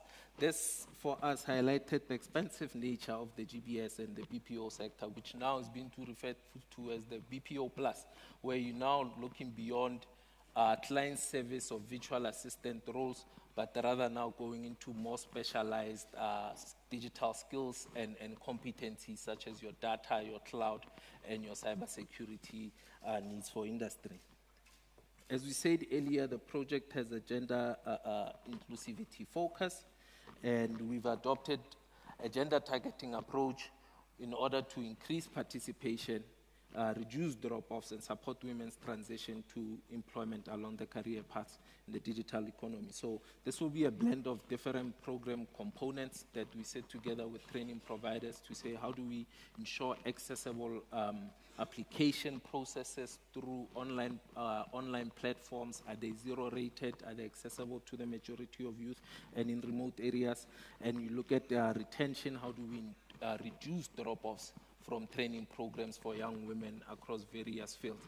And the inclusivity and support systems will also require to, will also allude to work readiness and mentorship programs that maybe, or mentorship structures within training programs that we seek to include in the trainings in partnership with the private sector, in able to provide labor market information to young people, have them linked to industry experts who can give them insights about the world of work, especially for young women. Also include positive female role models who can show them how to break the stereotypes about women in STEM fields, and also ensure that young women can see clearly exit-structured pathways while they are still in training.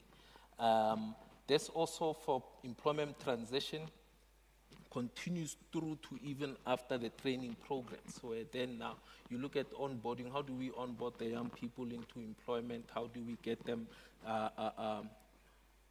aware? How do we build awareness, opportunity awareness rather, sorry. How do we build opportunity awareness of growth trajectories available, continuing professional development opportunities, and referrals to opportunities that may be available within the sector. This would require private sector and industry experts to also work collaboratively with training programs in ensuring such transition into employment. Prof earlier mentioned the importance of partnerships in this ecosystem, and also in our project through the integrated approach to employment promotion, we are looking particularly at building these industry partnerships, where the project has also built in a new private sector cooperation element. We'll be looking to work with employers outside of the training programs to understand what are the needs of industry and how can we work with training programs that exist, that have created previous pipelines of skills, of digitally skilled youth, and how can we leapfrog them into employment opportunities as effectively as possible. So in closing, we will say that collaborative effort that involves various stakeholders from academia, from the development finance institutions, from government, and from the private sector is required to achieve greater employability and enhance employment opportunities for young people. And with that, I thank you.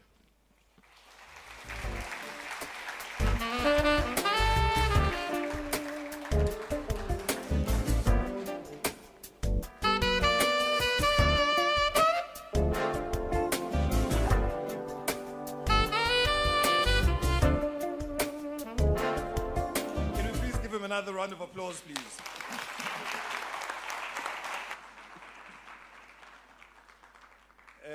Mr. Tefo, thank you very much for that presentation.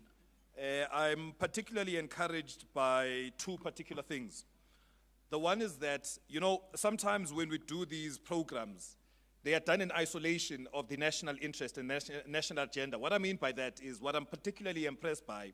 You spoke about the program being aligned from a policy point of view to the digital and future skills strategy by the DCDT. I think that's very, very important because otherwise we are then acting outside of the national mandate and the national framework. So I think, one, let's tick that box. Secondly is, and I'm very happy that your last slide has addressed this, because there's always a challenge between the supply side matching the demand side. And we need to have a very concerted effort whereby we look at, because the TVETs, and my understanding is that you focus a lot on the TVETs. Now, the TVETs is where a lot of our children who necessarily cannot get to, because of reasons, cannot necessarily get to your university or those kind of things. So in the main, there's a huge pool of those resources. Now, imagine a world where, and this is something that I am particularly passionate about, because we are speaking about 4IR technology, but imagine a world whereby we're able, just even if it's about 10 or 15 TVETs, where they become technology centers of excellence, where we are able to churn out these young people who are AI engineers and deep technical specialists. But you know that for you to get that kind of skill, you have to go to a particular TVET. And I think this is the challenge that we need to, because we need to go to the center, to the belly of the beast, and actually go where it's actually required and demanded, rather than go where it's easier, because it's very easy to go to, and please excuse me for saying this, but it's very easy, it's much easier to go to Rhodes University, to go to WITS, to go to all the typical tertiary institutions, because they're well-resourced. Why are we not going to the belly of the beast where the need is and there's under-resourcing, if I may call it that, and make sure that we're able to capacitate that? So this is now some of the challenges that we have to look at. Also is, how do we make sure that not only are we churning out these skills which are demanded by the economy, but we also make sure that we're not just tracking, because I think some of the frustration that I have with a lot of these programs is, when you go and ask a corporate, listen, what can you do in this space? The first thing they'll tell you is that we can throw out a lot of training. And so you've got perpetual training. I'm not saying that training is irrelevant. I'm equally not saying that we don't have a skills shortage in the country. However, what I'm saying is that our measures of impact cannot be how many certificates we've churned out. It has to be what is the absorption rate in terms of those certificates that we've churned out, because then that will determine whether the skills that we're churning out are actually relevant for the economy. Food for thought, something for us to think about. Let's move.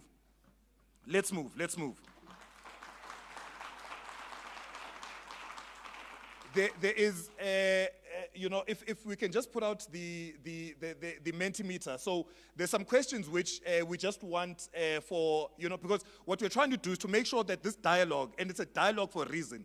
We didn't call it a conference, it's a dialogue for a reason. So that we have to make sure that it's relevant to your, you know, to all of you. And in making sure that it's relevant, what we're going to try and do is to ask pertinent questions so that as we go along, we're able to change the conversation so that it's relevant and we're actually addressing some of the issues that you want us to be able to address. So if we can put up the Mentimeter, otherwise we'll have it later. No? Yes, no? No? Okay, we move on. We move on, no problem, no problem. So next then, I would then like to call up as our next speaker, Prof. Guyo, who's the Executive Director at Midland State University Enterprises. And she'll be speaking about solving Africa's innovation and skills conundrum, higher education as an incubation for talent and innovation. Now, just a bit of a brief background. Prof. Guyo is a dynamic and interdisciplinary, English bundles, there's a problem. Bundles now, they can't run out too early. I'm only halfway into the gig. Already bundles are running out. No. Maybe I need a tequila just to... interdisciplinary scientist with 16 years of experience in teaching, research, and innovation. A mentor to entrepreneurial scholars. He specializes in process organic synthesis, product formulation, natural... you see, if I was those doctors and I spoke about earlier on, these are very, very high languages here. Product formulation, natural product chemistry, flow chemistry, and environmental remediation. His expertise include process optimization using response surface methodology, scale-up of flow synthesis, and project development. Prof. Guyo has excelled with proposal writing, scientific reporting, and leading synthetic projects while mentoring both undergraduate and postgraduate students to successful project completion. His work aligns with the theme of this event. Ladies and gentlemen, I give you Prof. Guyo. Can you please give him a round of applause? No. Can we please do the right thing? Do the right thing. A proper round of applause. Thank you.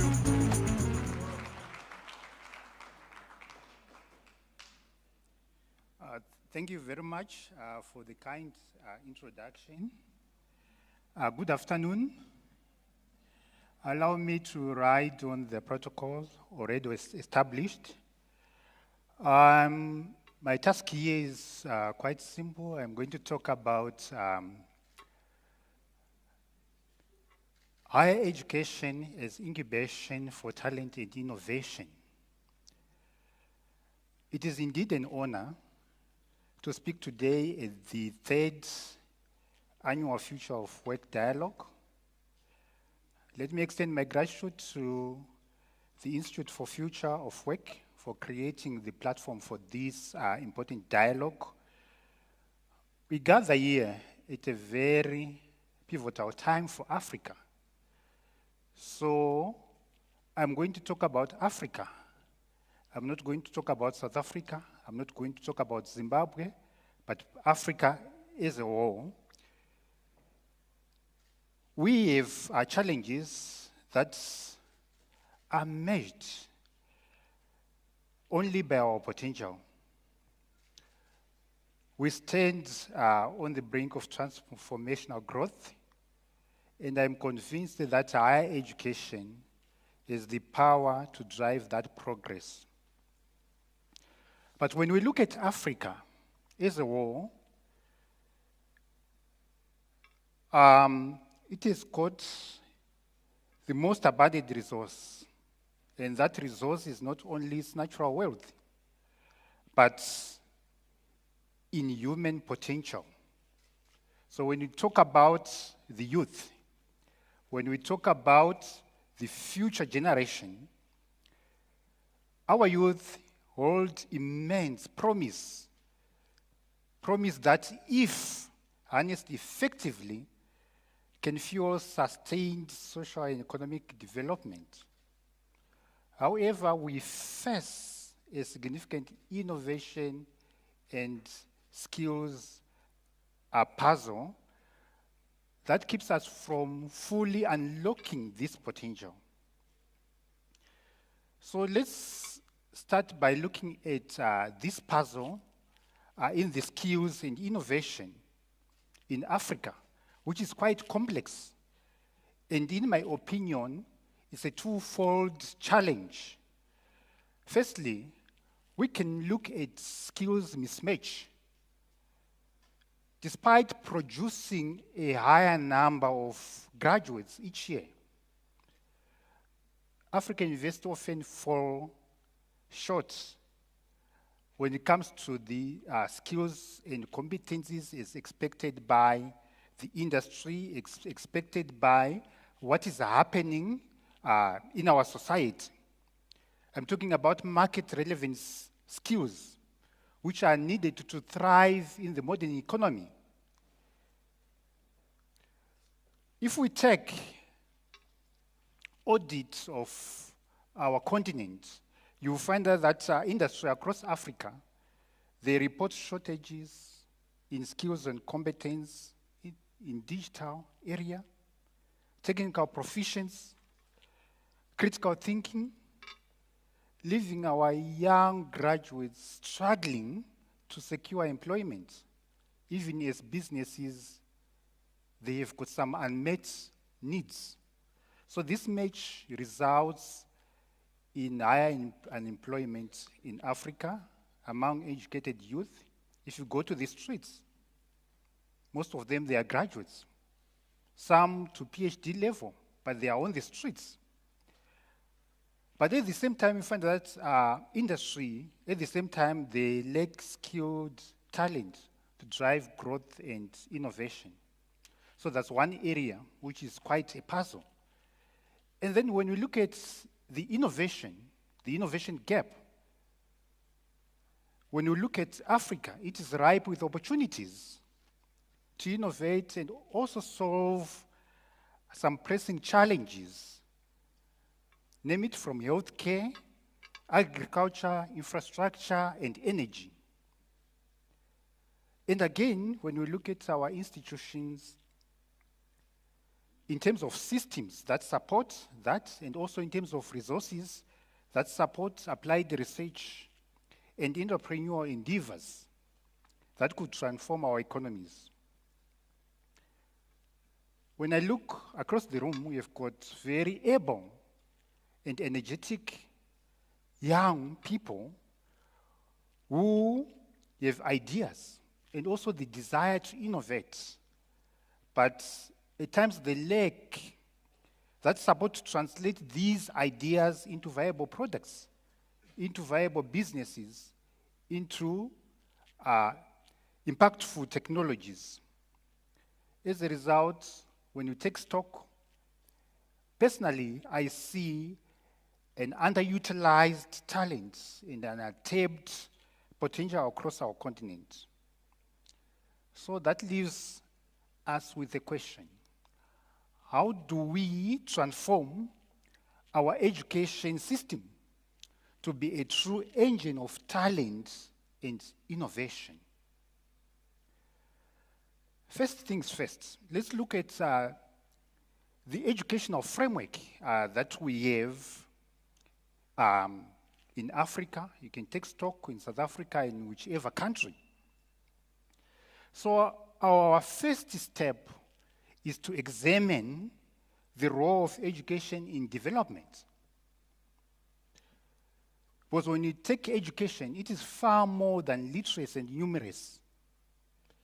It's about equipping individuals with knowledge, with skills, with values, and the creative ability to drive social and economic advancement.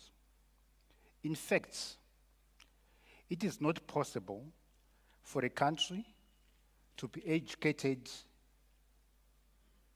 and poor. Education and poverty cannot coexist.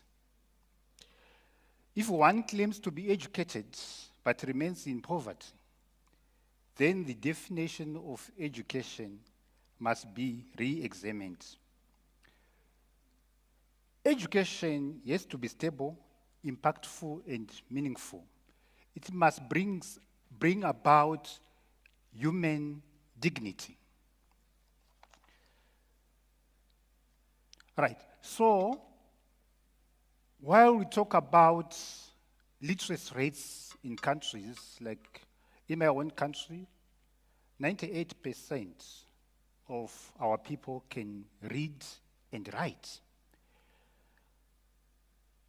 But we are saying education is beyond that. What is important is the configuration of education. How we configure our education is the most important element. So if we want education to catalyze development of Africa, then we must shift from the Help Africa narrative to the Come and Work with Africa narrative. I've been to some platforms, international platforms, where there has been some dialogues, and people will be talking about Help Africa, but we are saying let's change the narrative to Come and Work with Africa. So in other words, we are saying the education system must be designed to empower and support authentic empowerment where people become agents of their own growth. Let me take you through our work in Zimbabwe. We recognize the need to move beyond traditional education models, where we had a relook of what we call Education 3.0, which centered on teaching, publishing, and attending some workshops. And we reconfigured it to Education 5.4, which integrates innovation and industrialization with teaching, research, and community engagement. By so doing, our aim is to create an educational experience that creates entrepreneurs, that creates job creators, not just job seekers. Indeed, this shift has yielded some significant benefits. Because this Education 5.4 reformed our curriculum, because we are saying above teaching, learning, and community service, we should also focus on innovation and industrialization. From the introduction, I lead the MSU Enterprises, which is an enterprise that oversees some business units of the university. So this was as a result of efforts and inputs from the youngsters, from the youths, that they have come up with these initiatives. So now moving on to how we can make higher education as an incubator for talent and innovation. We need to evolve the traditional roles to foster a dynamic environment for development. Like for instance, let's talk about talent development. That is very, very key. Because when we instill skills, such as digital literacy that has been talked about, entrepreneurial thinking, problem solving to equip students for modern challenges, then that will be a starting point. I'm quite aware of a number of institutions, even here in South Africa, that they have got some incubation hubs, innovation hubs. That's very, very critical. Because we need to nurture talent, we need to nurture the youngsters, where universities, if they create such, we can host some startup incubators, technology parks, and also some collaborative spaces that allow students to test and also refine their ideas. Research centers, that is quite critical if we are to come up with impactful research. Because research should advance not only academic knowledge, but also address the Africa-specific challenges, creating solutions that meet local and continental needs. Let me take you back to my country. We are deeply committed to this model that we are talking about, which nurtures talent, which has got innovation hubs, research centers, and the like. At my university, we established a research and innovation division, which is there to support knowledge, innovative ideas, which houses innovation hubs, where we deliberately have what we call resident innovators that receive support from skilled personnel. So this division is dedicated to nurturing and providing essential resources to both university staff and also students. And we also deliberately created a Center for Entrepreneurship and Innovation, which operates on an open door policy, welcoming both students, staff, and also even people from the community for entrepreneurship and innovation training. So this center is focused on imparting skills that initiate a crucial shift in mindset, moving from job seeking to job creation, from passive learning to active problem solving. We have been talking about partnership between universities and the industry. We have a platform that we have created that brings together educational institutions and business people and industry together, which is the Zimbabwe National Chamber of Commerce. Every month, we hold what we call business after hours meetings, where we hear the perspective of the industry, of the business, and also the institutions they are there. So we maintain a direct dialogue with industry leaders to understand their needs and challenges. So these insights from such a platform inform our academic programs, allowing our students and faculty to directly address real-world industry problems. So, what is critical is building the industry partnerships.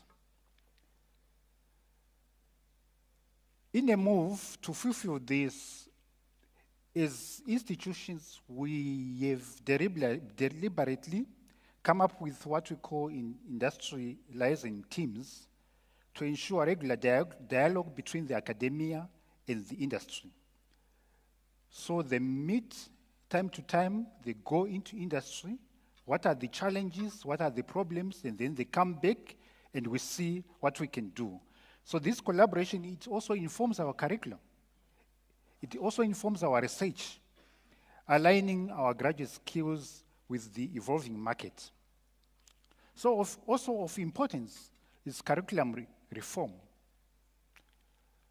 Gone are the days where we teach what does not impact humanity, what does not address the key and basic human needs.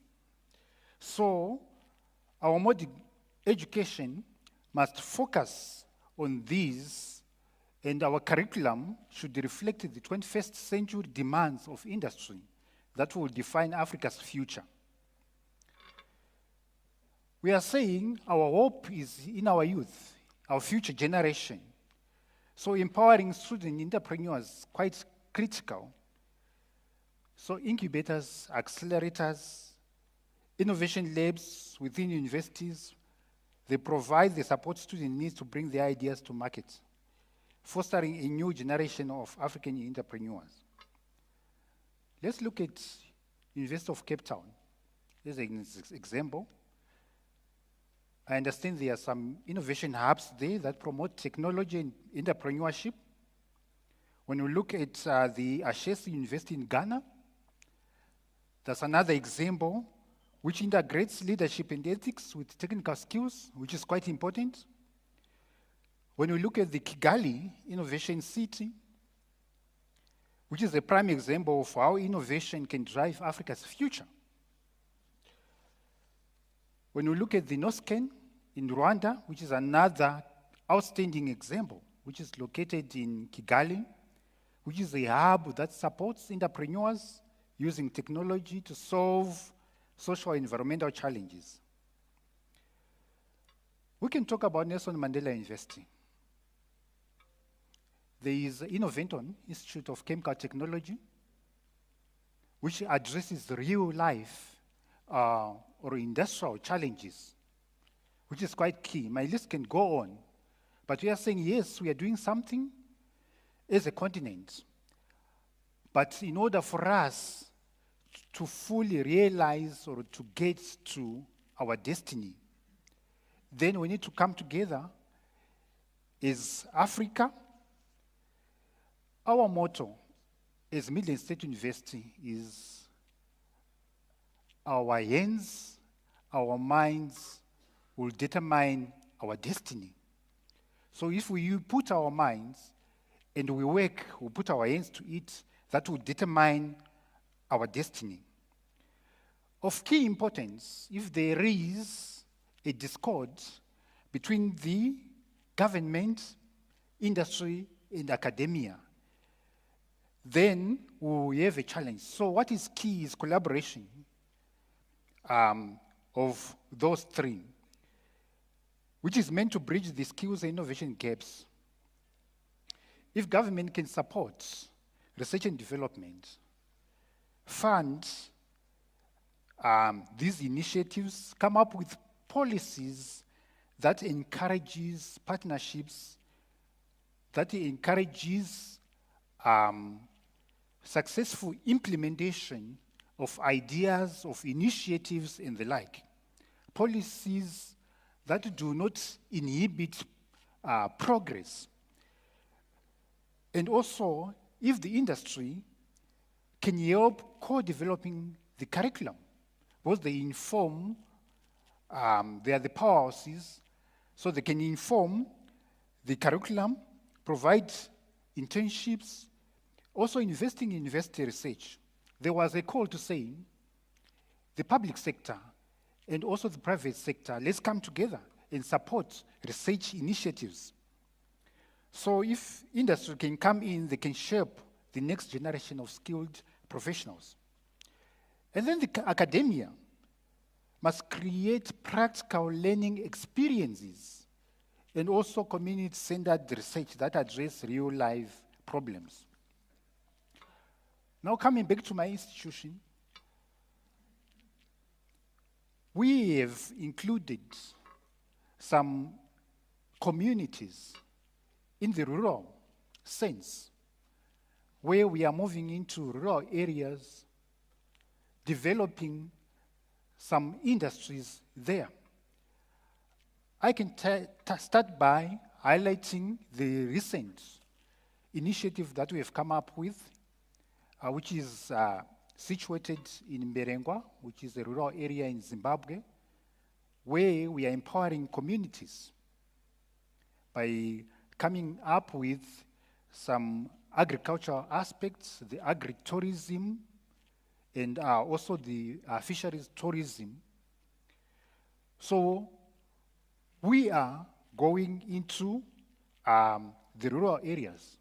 For instance, if we take Obeniski in Russia, which used to be a rural area, if you go there, you will not believe that it's a rural setup, but they've developed it into a science city, which is doing some wonders.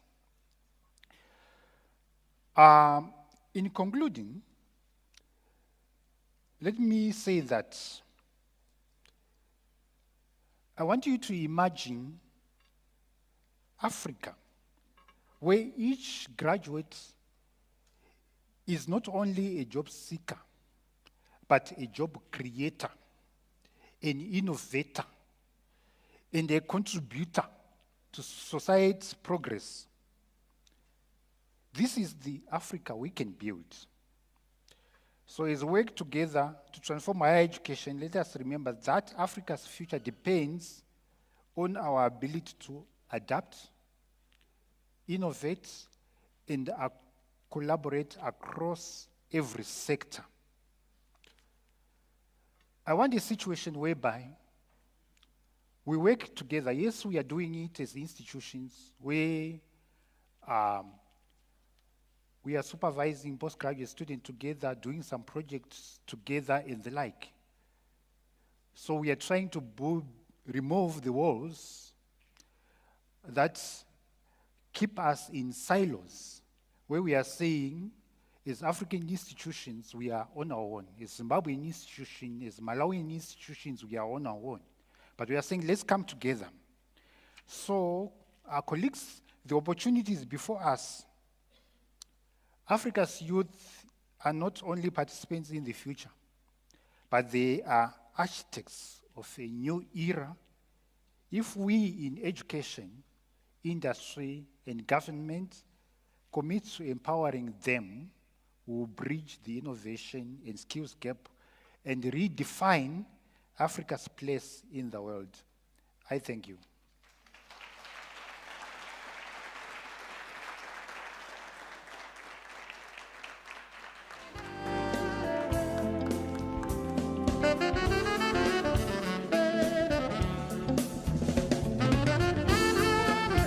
Can we give Prof a, you know the drill, Mos. Like, you know, can we please give him a round of applause?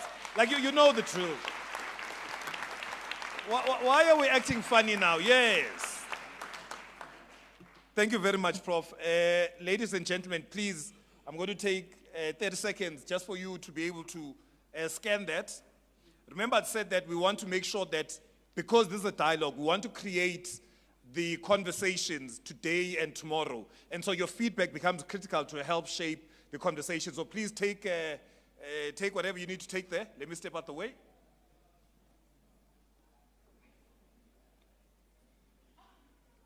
Hey, what's going on? We could? Or is it stretched? Okay, they'll unstretch it now. Skawara, don't worry, guys. These are small things, man. No, Skawara. We'll unstretch it just now. We'll unstretch it just now. So let me just, Prof, if you'll allow me. Where's Prof now? Oh, Prof, please, if you'll allow me. Just to help us to connect the dots. And to connect the dots based on what I'm hearing you say. Now, let's take, Prof, when we look at just Agenda 2063, right, and aspiration number 1, which speaks to a prosperous Africa based on inclusive growth and sustainable development. I'm going to connect the dots in what you're saying, right? So one of the things that we need to do is to be able to, so we need to be able to capitalize to get to that aspiration of 2063. How do we do that? Is to identify assets and to be able to leverage them. What is asset number 1, which is particularly now I'm honing into your, your presentation. So one of the assets that we have is the fact that we're the youngest population globally. So approximately 40% of the population is actually 15 years and below. And, that's a simple fact, right? Compared with the global average of 25%, which I think was in 2023. Now, you equally then have got one of the outcomes, Prof, and you'll see where I'm going with this thing. Equally, one of the outcomes is to have an engaged and an empowered youth and children. Again, outcome of Agenda 2063. Now, you said to us, in your words, Prof, that the challenge that you're putting to us is how do we transform the education system to be a true agent? I'm using your words, to be a true change agent, to drive Africa's future, right? So that we are able to, and I'm now adding to your words, so that we're able to get to the Africa that we want. And when I then listened to you, when you were sharing the lessons about how Zimbabwe has been able to realign the curriculum, I think it was, you said it's curriculum 5.4, where you're focused on innovation and industrialization, and also ensure that what we spoke about in the previous speaker, where I said that we have to make sure that whatever we churn out is aligned with the demand side. Now, by collaborating with industry, You are then making sure that the supply side matches the demand side. And collaboration, partnerships. I think this is what I took out of the conversation, which I think that certainly from a South Africa point of view and the rest of the continent, that close collaboration and also that re-engineering of the curriculum so that we learn some of these lessons would be very important. So, Prof, thank you very much for that. Let's then move on to our next speaker, who is Dr. Naledi Gallant, who's the CEO of Dalito Holdings. Dr. Gallant is a visionary entrepreneur and innovation leader, passionate about driving Africa's future through collaboration, innovation, and thriving. With a deep commitment to digital transformation and entrepreneurship, she believes that these fields have the power to elevate Africa to equal standing with developed nations. Her PhD research, remember it's not the one I'm aspiring to, proper PhD, ne? Her PhD research focuses on how SMMEs in developing countries can harness digital transformation to stimulate economies and improve lives across the continent. As a mentor, a coach, and an advocate for policy change, Dr. Gallant empowers SMEs by addressing their unique needs and fostering entrepreneurial growth. She's dedicated to advancing innovation systems that will shape a stronger, more prosperous Africa. Her guiding principle is clear and very, very clear. There's never an ideal time or a perfect opportunity to start your business. Begin now with whatever resources you have. Ladies and gentlemen, please help me to welcome Dr. Naledi Gallant. You know do the right thing, guys. Do the right thing. You know how it is.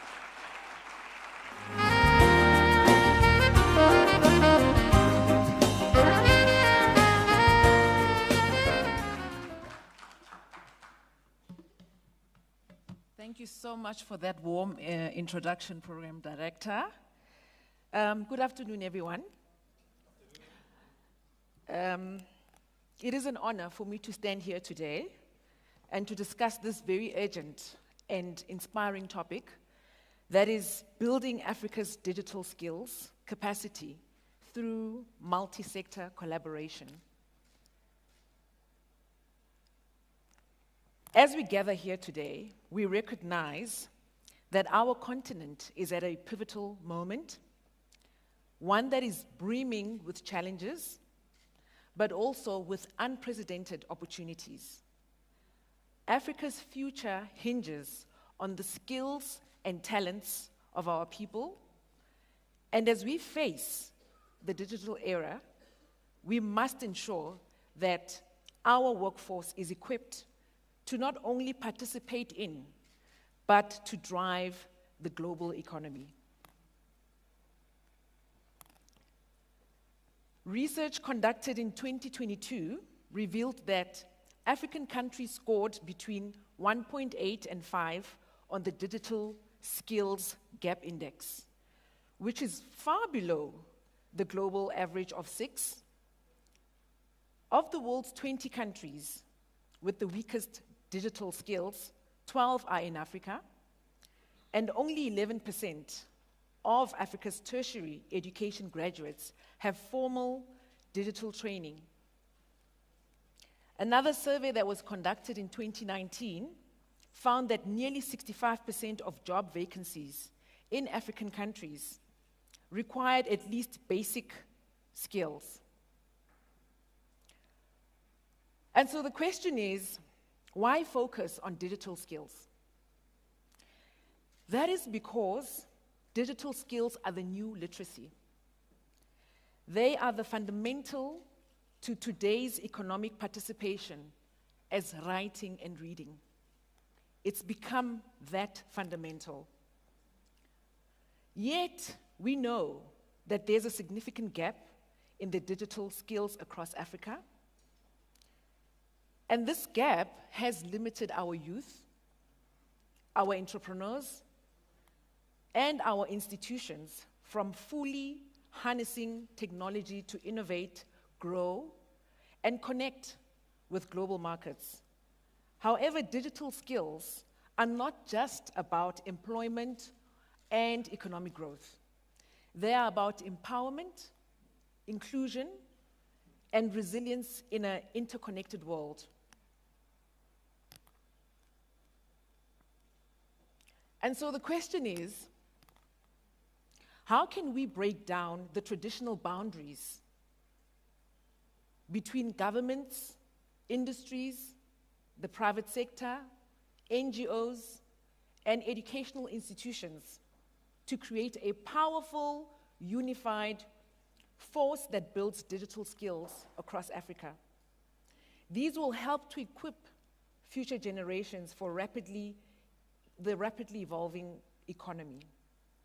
And so I cannot overemphasize the power of multi-sector collaboration enough, because building Africa's digital skills capacity cannot and should not be a single sector endeavor.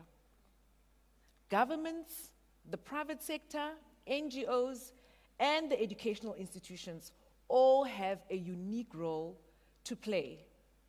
And when they collaborate, the impact is exponential. Government plays a very critical role in this instance. Therefore, government needs to set a vision and create policies that prioritize digital skills as a critical part of national development strategies. By allocating funding, creating educational standards, and fostering an enabling environment, governments can lay the groundwork for other sectors to thrive in the digital education ecosystem. Secondly, the private sector also plays a critical and a vital role. And that is to bring essential resources, technology, and insights into the skills that are most in demand.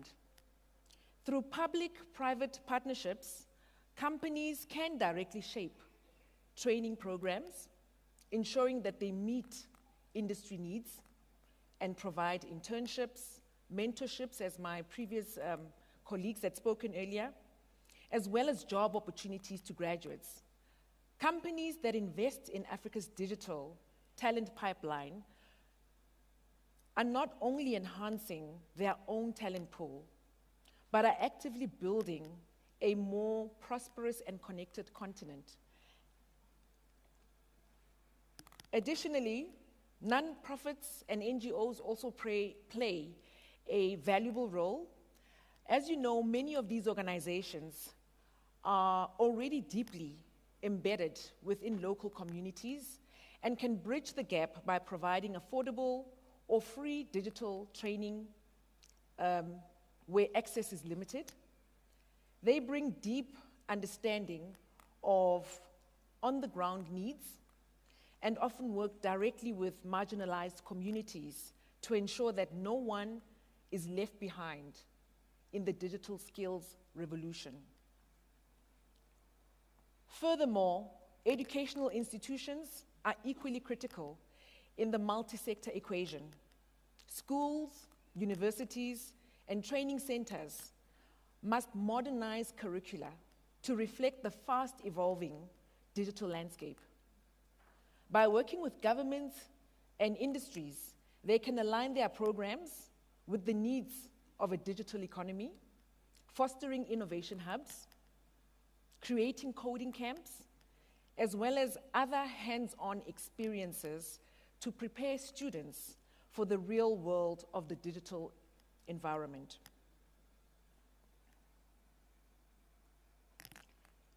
We have seen many real-life examples of impactful partnerships and collaborations, demonstrating the transformative power of multi-sector collaborations.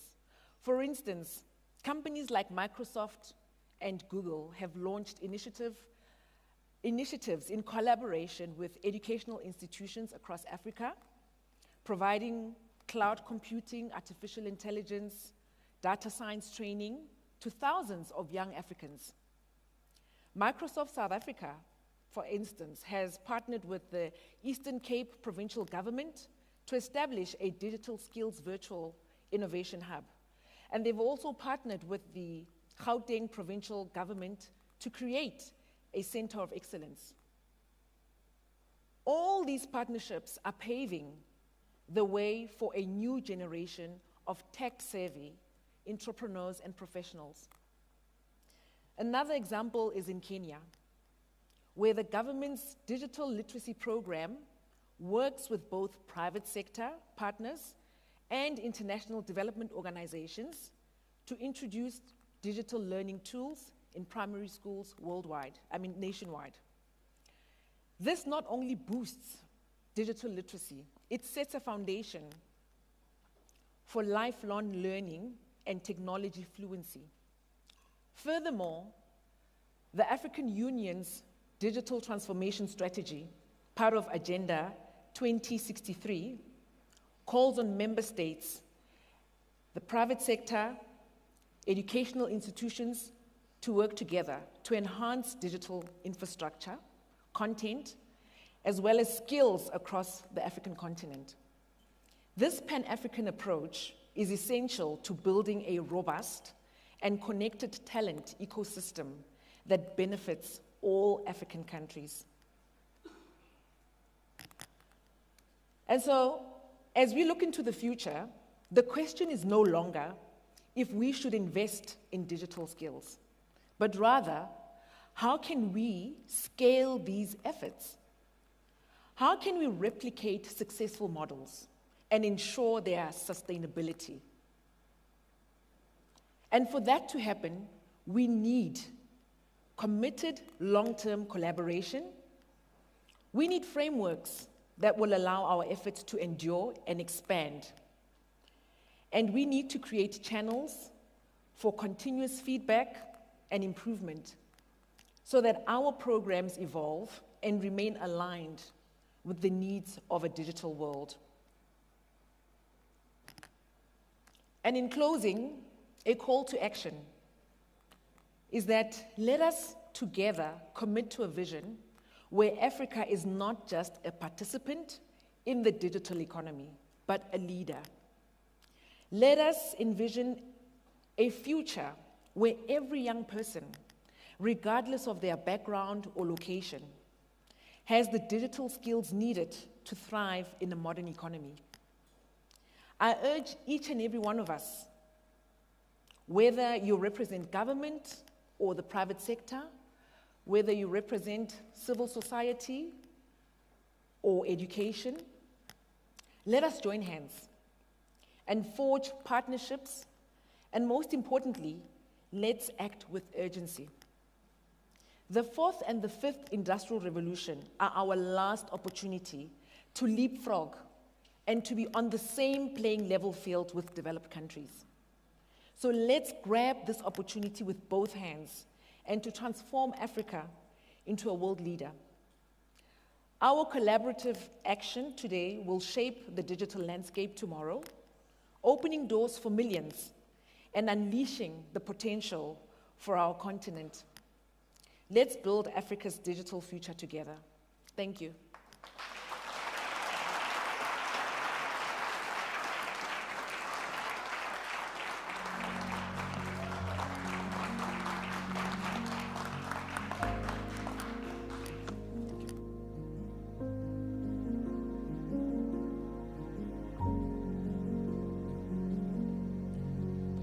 You know the drill, guys, you know the drill. Let's give a, like, why are we still acting as if we don't know the drill? Doc, thank you very much. Please don't mind these honorable gentlemen behind me. They are preparing for the future that we want to see. You'll see the future just now. But let me just maybe reflect on what you were saying. And I like what you're saying about the fact that when we look at multi-sector collaboration in building Africa's skills capacity, so I heard you saying that the question, and we should move, right? Because if you remember, colleagues, earlier on, I spoke about the quality of your life is determined by the quality of your questions. And so the question then is not whether we invest in digital skills, but rather how do we scale and massify these in a sustainable manner? So that's number one. Number two is then to have, and I like this, so we need to commit to a vision where Africa is a leader in the digital economy, rather than being a participant. I'm looking at it in this way, right, where when I read the spirit of Agenda 2063, the spirit is how do we move Africa from being consumers to being producers, and this applies across.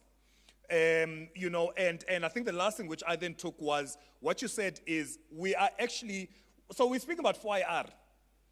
We are speaking about 4IR, right? I mean, I'm pretty sure that my 4-year-old daughter is speaking about 4IR.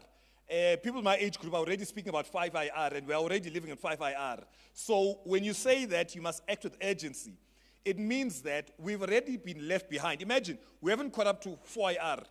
We're only having the discussions. Yet, we are now in the 5th industrial revolution. So how do we make sure that we're able to leapfrog through a revolution, not through an evolution, but through a revolution, to be able to be part of 5th industrial revolution, but also make sure that we're able to capitalize and leverage. So let's then allow, where's Dr. G? Dr. Gregory, who's the project manager for public-private partnerships at the Tshwane University of Technology. She's going to be hosting a panel discussion. That's why I told you about the commotion that's going to happen with the esteemed speakers who have just spoken. We've already done the introductions, but I'll let Dr. G to come up and then she'll conduct it in the way that you want. Can we give her a round of applause? No. You know the drill, you know the drill.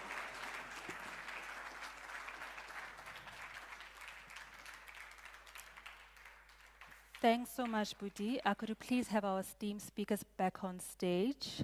I'm going to do my best to get us in and out in around 30 minutes, just in time for lunch, but still probing those important questions that we need to discuss.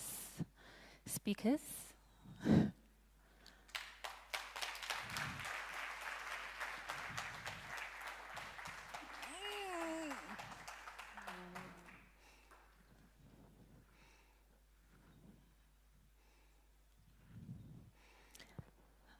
I feel like I'm so far from everyone.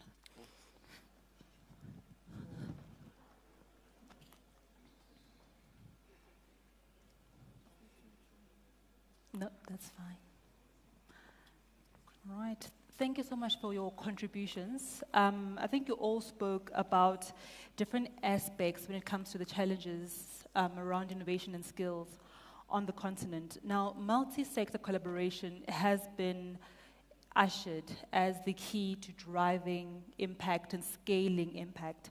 But what are some practical approaches and frameworks we can draw on to help the different role players work better together to strengthen those skills gaps, bridge those gaps, and foster the change that we want to see on the continent?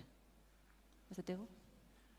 Okay, I think as I alluded in the presentation is what we are trying now in skills development and employment promotion is to bring in a private sector cooperation element.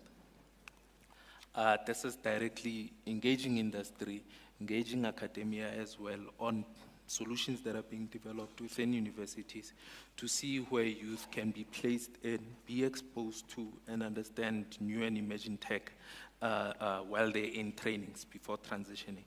So one of the successful models that comes from our implementation has been programs where co-creation of curricula is done together with industry.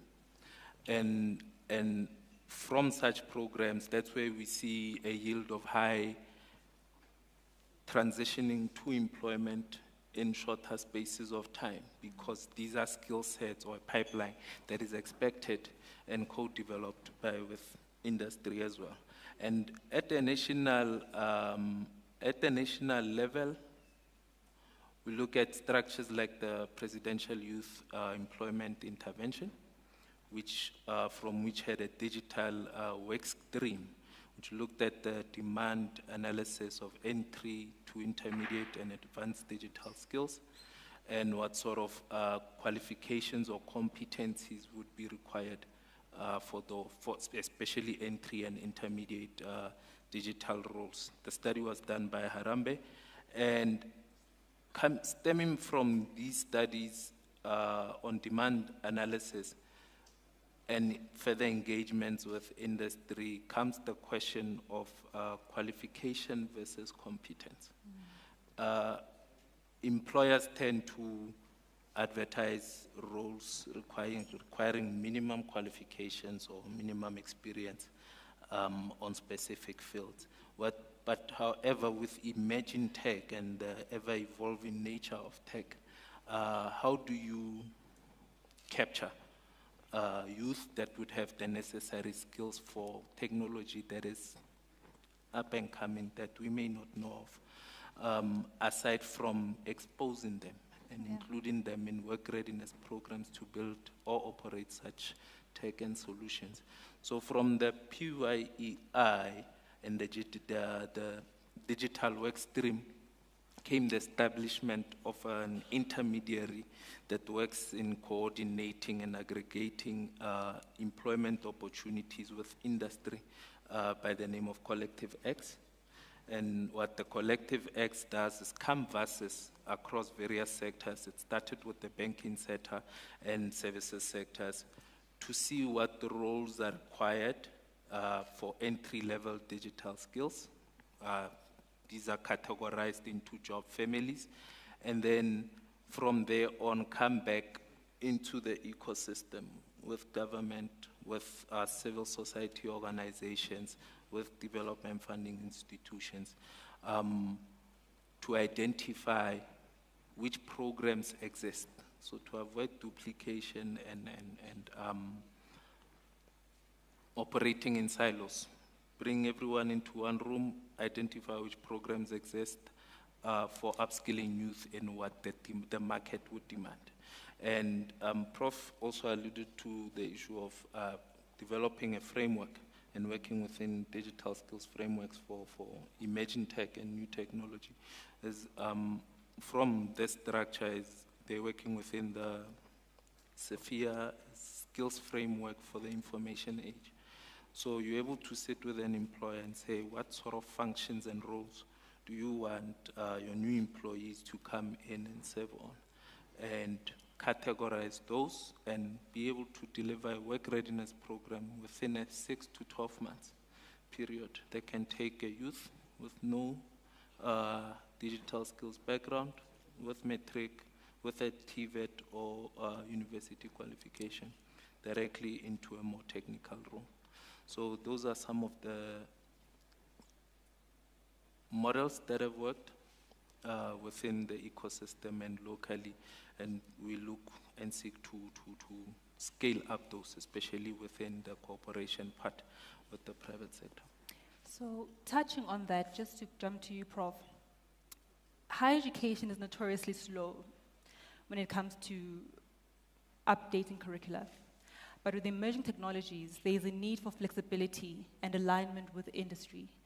Are there any perspectives or ideas you can share on how, as higher education, can be more responsive to what the industry needs, allowing for that flexibility, but still being in the parameters that are required as higher education to make sure our curriculum speaks to the industry needs, but also checks the boxes in terms of compliance?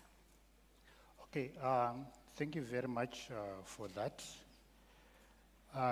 Like I said in my presentation that education is key. It's a driver of development to the Africa that we want. I talked about configuration of our education system and curriculum, but of importance, we cannot talk about education and also leave out the contribution from the government, the industry, the corporate world, and the like, because they are the ones that defines the flexibility upon which, as education institutions, we are able to implement whatever initiatives that are there. Yes, we can come up with nice policies, nice documents, but the key is in what is in implementation. I can highlight for you one area where most institutions in Africa are facing challenges to promote innovation, to promote skills development that I've been talking about, the procurement of the necessary resources. It takes ages for some institutions. It triple, double prices. But now we are saying that there is a starting point. Like in Zimbabwe, we have got an SI instrument which was put in, which makes it easier for institutions that deals with research and innovation to procure things. Just a phone call, you get your things, and then you are moving. So that's one area. And also, it is important to start with what we have. I talk about our heritage. What we have, our resources, yes, we are rich in terms of natural resources. You've got the human potential. Like what we are doing, we said, let's limit outsourcing things from external. That's why we developed the enterprises that I've been talking about. Because everything that is required by our university, we make them ourselves, and then we outsource just a few things. So my key here, we are saying, my key, what I'm driving at is, let's reconfigure our education system. Let's allow flexibility, policies that promote growth, that allows things to be easily done. So by so doing, then we can promote the development that we want. Thanks for that, Prof. Now, Dr. Gallant, you spoke a lot about the, some of the industry initiatives that are happening. And at the Institute, we've had a privilege of also working with Microsoft to develop projects for our students and graduates. In what ways do you think various stakeholders can work together to pool resources to be more impactful? Specifically looking at the demographics of the continent. For instance, the university, TUT, is one of the largest on the continent, and we do serve a large student base. But there are some areas which we don't reach, you know, your underserved, your rural communities. So how can PPP, different stakeholders, come together to make sure that those communities are better served, to then tap into the youth and the resources that we do have as a continent? Yeah, that's actually quite a potent question to ask, because it is very important for all of us to work together to make this happen. And I think that most likely what could be done is to create a centralized platform that can actually serve as a repository for all the different stakeholders, so that, you know, curricula can be co-developed by everyone. We can even have, you know, in the institutions, you know, board members or councils where we've got representatives from the private sector, from academia, as well as government, that will allow us to create, you know, curricula that, where the educational needs are aligned to the demands of the industry. And I definitely think that if we can have something centralized like that, it will allow for a more streamlined way for everyone or the different parties to access shared resources, to access, you know, data, you know, pertaining to digital skills programs across the continent. This will also avoid duplication. It will allow us to be able to see who's doing what in what continent. So I definitely do think that, you know, pulling all of these resources together and creating something more centralized will definitely, you know, give us power to move forward quicker as well, and also to make sure that nobody's left behind. So I definitely would advocate for some sort of centralized platform that is accessible and where, you know, resources are being shared, information is shared, training modules, you know, and all sorts of things, best practices, so that all of us have a consistent or a standard, you know, something standard to work from, so that we're not pulling in different directions, and these other people are working with a different standard, and this other continent is working with a different standard. But what the centralized platform would offer us is something more standardized that speaks to all African countries, and where all of us can actually use the resources from the same pool and make sure that, you know, we are equally empowered, so to speak. I like that empowering, because, you know, the university, our slogan is we empower people. And I think that's a very strong sentiment to get to. Looking at the heritage we have as a continent, there's a lot of indigenous knowledge that isn't tapped into. Is there room for harnessing indigenous knowledge and leveraging emerging technology to drive innovation within the continent? That's just an open question. That's just something I'm churning in my mind. So how do we as a continent tap into the heritage that we have, those indigenous knowledge systems, and then also the emerging technologies that are coming out, your AI, your cloud computing, to then transition from being consumers of technology and innovations to creators? I think I'll take a stab at that one. Look, as we all know, technology is what you feed it. So ChatGPT and all of that, it's information that is being fed into the system. So it's very important for us to actually realize that we can also use our heritage, our traditions, and use that information, you know, as inputs into the technology, so that we better empower ourselves to get to know about this continent better, and for the rest of the world to get to know about us. There's absolutely nothing stopping us from doing that. I really think that this is an opportunity for us to take the lead and to be the ones that control our narrative. And we can do that through technology, because we all know that AI is not just something that happens. Information gets fed to it, and then it then outputs that information. So we can definitely do the same thing. And I really think that because, you know, Africa as a continent, I think that we are highly misunderstood. And I really think that technology offers us that opportunity to be the ones that actually control the narrative about our country.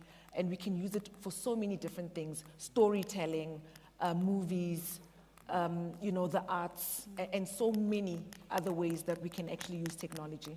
Thanks for that. And just to layer on, before you gentlemen weigh in, are we doing enough on the continent to collaborate across borders?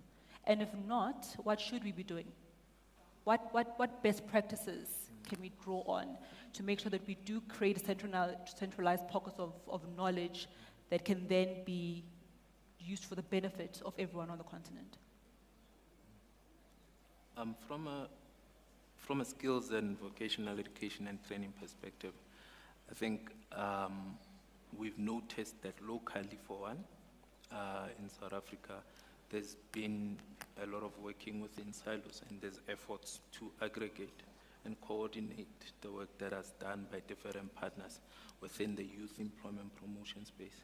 So once that can be coordinated and aggregated locally, we are then able to go at a more bilateral or multilateral level based on country-to-country objective alignments, and see what works in their areas of interventions for youth and digital skills planning or future skills planning, and share best practices and what has worked and not worked. We previously piloted a program that was first implemented in Kenya for training of youth with disabilities in cybersecurity, particularly CCNA certifications and the CCT certifications. This training, having done from a multilateral organization perspective like GIZ, it was easier to connect with other projects that are working in other countries and say what has worked, what are the best practices within your industry within your skills ecosystem or sector authorities that can be adapted and implemented in the South African context.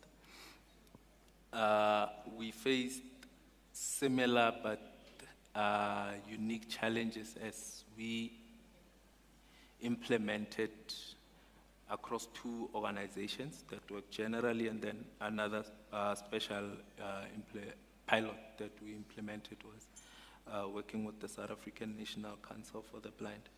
So effectively taking blind and visually impaired youth, but who came with basic end-user computing and digital literacy experience, taking them through through training for cybersecurity certification, consulting together with partners externally who were in Kenya, and with the curriculum developers who were based internationally from a Cisco accredited training program.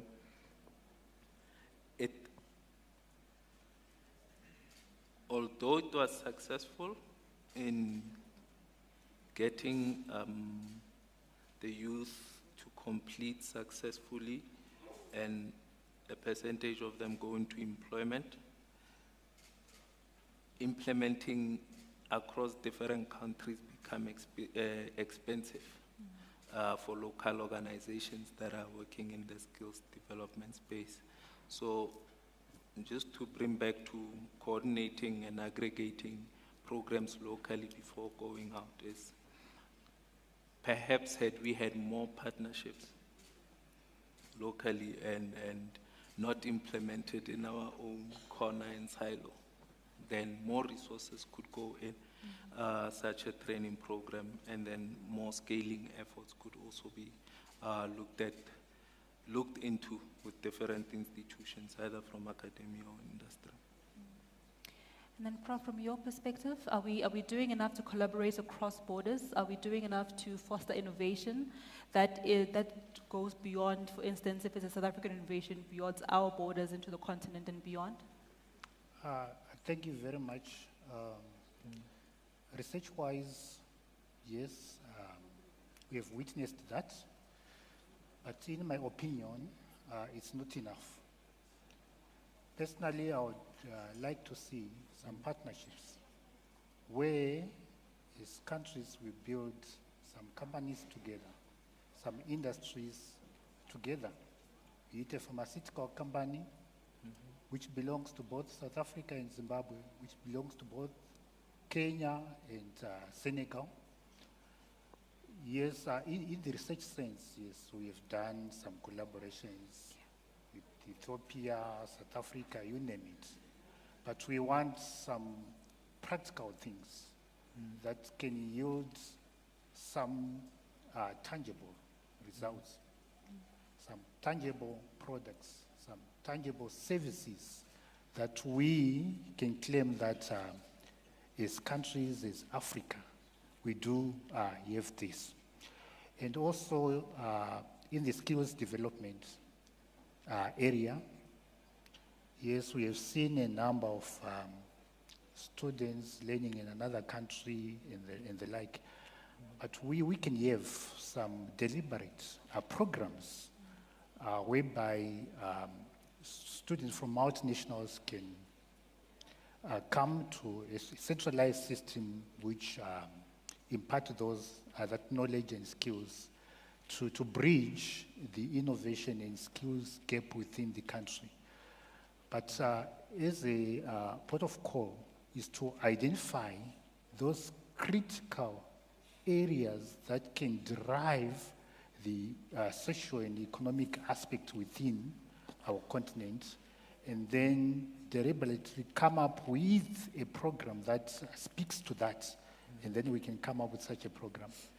Yes, we have done something, but I strongly feel that it's not enough, and we need to be really active in that sense if we are to run with evolving technology and also to address the challenges that are delving our continent. Thank you. Thanks for that. I'm hard-pressed not to hog all the questions. Do you have any questions from the floor?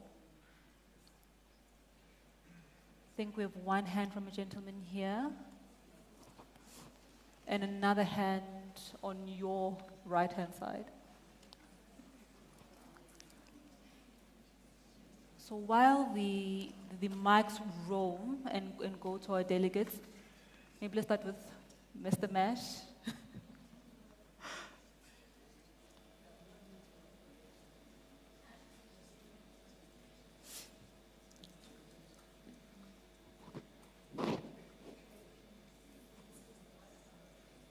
I think this one is on. Okay. Good afternoon. My name is Nozipo from the Department of Communications and Digital Technologies. And my question goes to Prof. The question is on the, he has said a very wonderful things about what is it that Zimbabwe is doing insofar as, bringing up innovation. And I think the things that he was saying relate to what Dr. Fraser was talking about, leveraging on the demographic dividend of Africa as the continent. I would just like to understand if there are any examples that he can be able to share with us on what the chairperson coined as the belly of the beast, insofar as vocational education, to bring it up into the space where it also taps into the innovation that is required by the continent, so that by 2050, when we are leading insofar as the demographic dividend, we are able then to influence what needs to go into the economy, and rather than really as being consumers of what needs to go into the economy, as it is the case today. Thanks.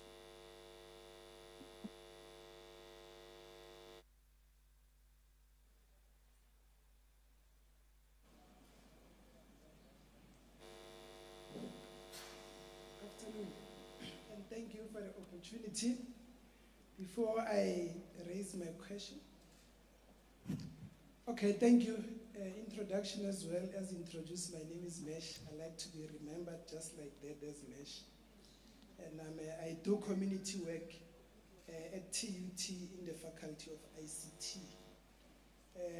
I want to start by saying, quoting Albert Einstein, who seemed to be way ahead of time, when he said we cannot solve our problems with the same thinking we used when we created those very same problems.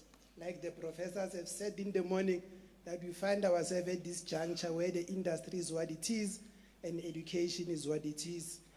You have said a lot this morning about programs that are looking at empowering Africa and its young people. But my question to you is from private industry. We cannot achieve what we want to achieve in the multi-sector deals that we're talking about without having the private buying into these ideas. My question I want to ask is, do we really have private in this partnership for the empowerment purpose, or they are always in to come and gain indirectly? And how do we help ourselves in going into this partnership that at the end of the day is the people that really gain? For an example, you've got many virtual platforms that you have today that are aiming to empower young ones in the universities. But we know the truth is those private organizations, those that supply this cloud, AI, and all those infrastructures, that at the end they gain with certification that our young people need to get before they could be consumed by the industry. And the very same platforms that are given by the private, how much are they taking from those young ones? Thank you. Thanks for that. Can we field those two questions, Professor? Okay, thank you very much.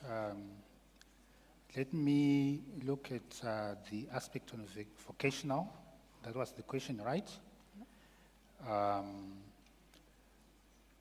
From our Zimbabwean perspective, fortunately, vocational trainings, higher and tertiary education are housed under the same ministry,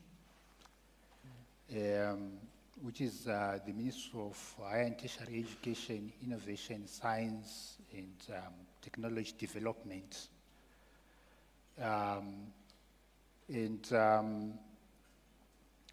The question was, well, what have we done to see that they are also part and parcel, they also contribute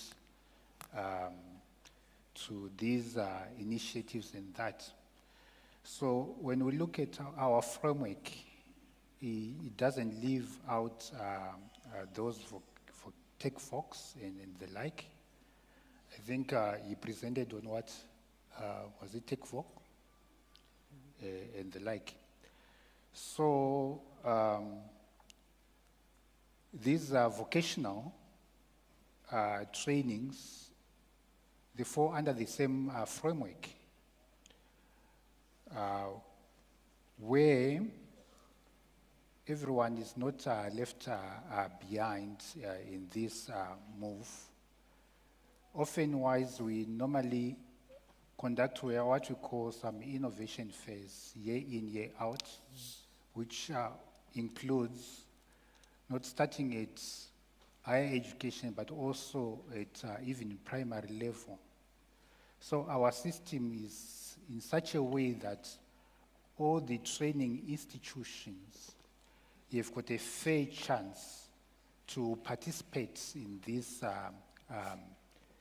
model, which I was talking about, the Education 5.0, where even in terms of support, financial support and the like, in the initiatives, it starts from the grassroots up to the highest level.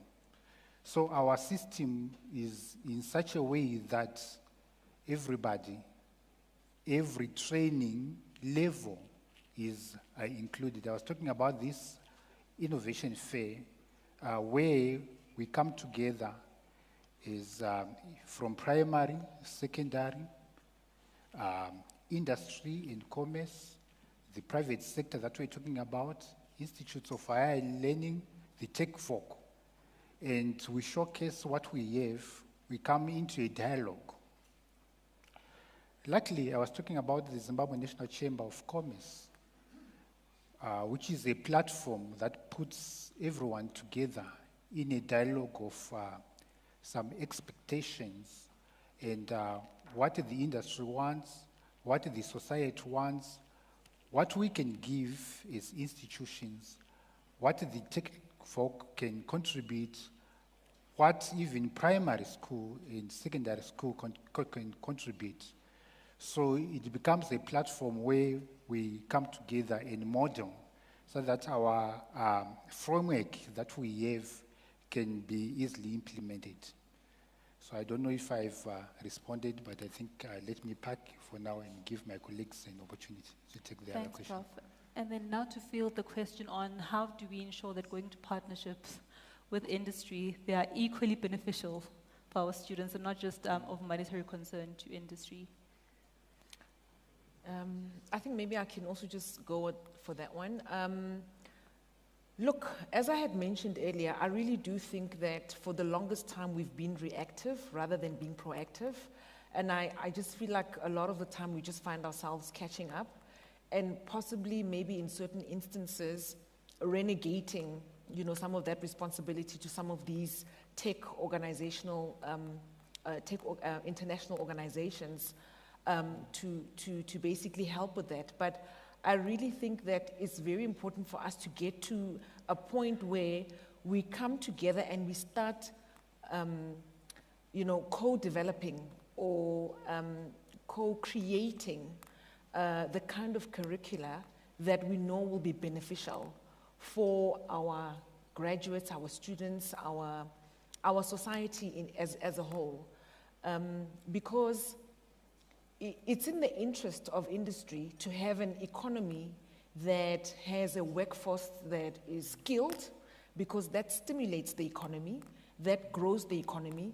And every organization wants to be part of an economy that is growing, because that is how they would then also be generating more revenues or income. So it's in the best interest of all of us to really make sure that we pull together, and that, these, digital skills programs are mutually beneficial for all parties that are involved. But I definitely think that the key foundation to that is, the co-creation, coming together and doing this together, and really always making sure that there's that feedback loophole, just to make sure that we close all the gaps. Because for the longest time, I think institutions have been working in isolation, hoping that the content that they create is what the market requires. But the market already knows what it needs. So it's quite important for the two to actually work together, and to also just make sure that we introduce a bit more fluidity in our curricula, because I definitely think that it's quite rigid. And because of the nature of this digital environment and how it's evolving and the changes, the turnaround times, I really think that we need to get our institutions to that point where they are able to pivot and respond quicker to the changes that are happening. Because what you would find is a student may start first year on a particular subject or something of interest that is possibly currently relevant, and by the time they finish their honors degree 4 or 5 years later, things have changed completely, and there are different skills that are required, different skill sets. And I really also think that the fact that we tend to focus a lot on formal qualifications, which take far much longer. It's 4 years, with an honors and all of that. And I really think that what we are seeing with this digital transformation is that there's quite a lot of hands-on experience that is required. So not so much the practical stuff that most of our students, are expected to learn in, higher education or through formal education. I definitely do think that there needs to be a blend of theory, and there needs to be a lot more practice or practical skills that are embedded in the curriculum. And also making sure that as part of a formal qualification, there's internship, there's those collaborations where the students would need to go into organizations and work for a couple of months, so that they actually gain tangible work experience that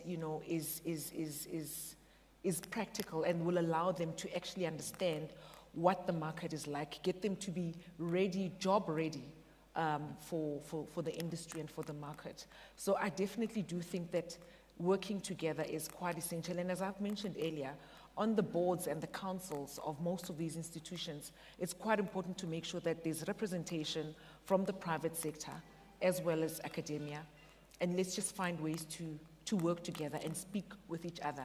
We also need to be mindful of the fact that a lot of the research that comes out of academia, sometimes it's very difficult to read. And I also really think that we need to just work on making that more accessible to ordinary people, so that they can actually be able to read some of this research and not just something that's academic. So we need to try and find ways where we find each other with industry, because sometimes industry feels that the academia or the institutions don't understand them because they are too academic. And on the other side, the academics feel that the industry is, they lack frameworks and that lingo. So I definitely do really think that we need to find a common ground that will allow all of us to benefit, all of us to learn from each other, so that we can work together towards a brighter future that we want for Africa. Thank you for that. Mr. Before we go into 1 minute parting shots of the one key thing you want everyone to take away from, one more question.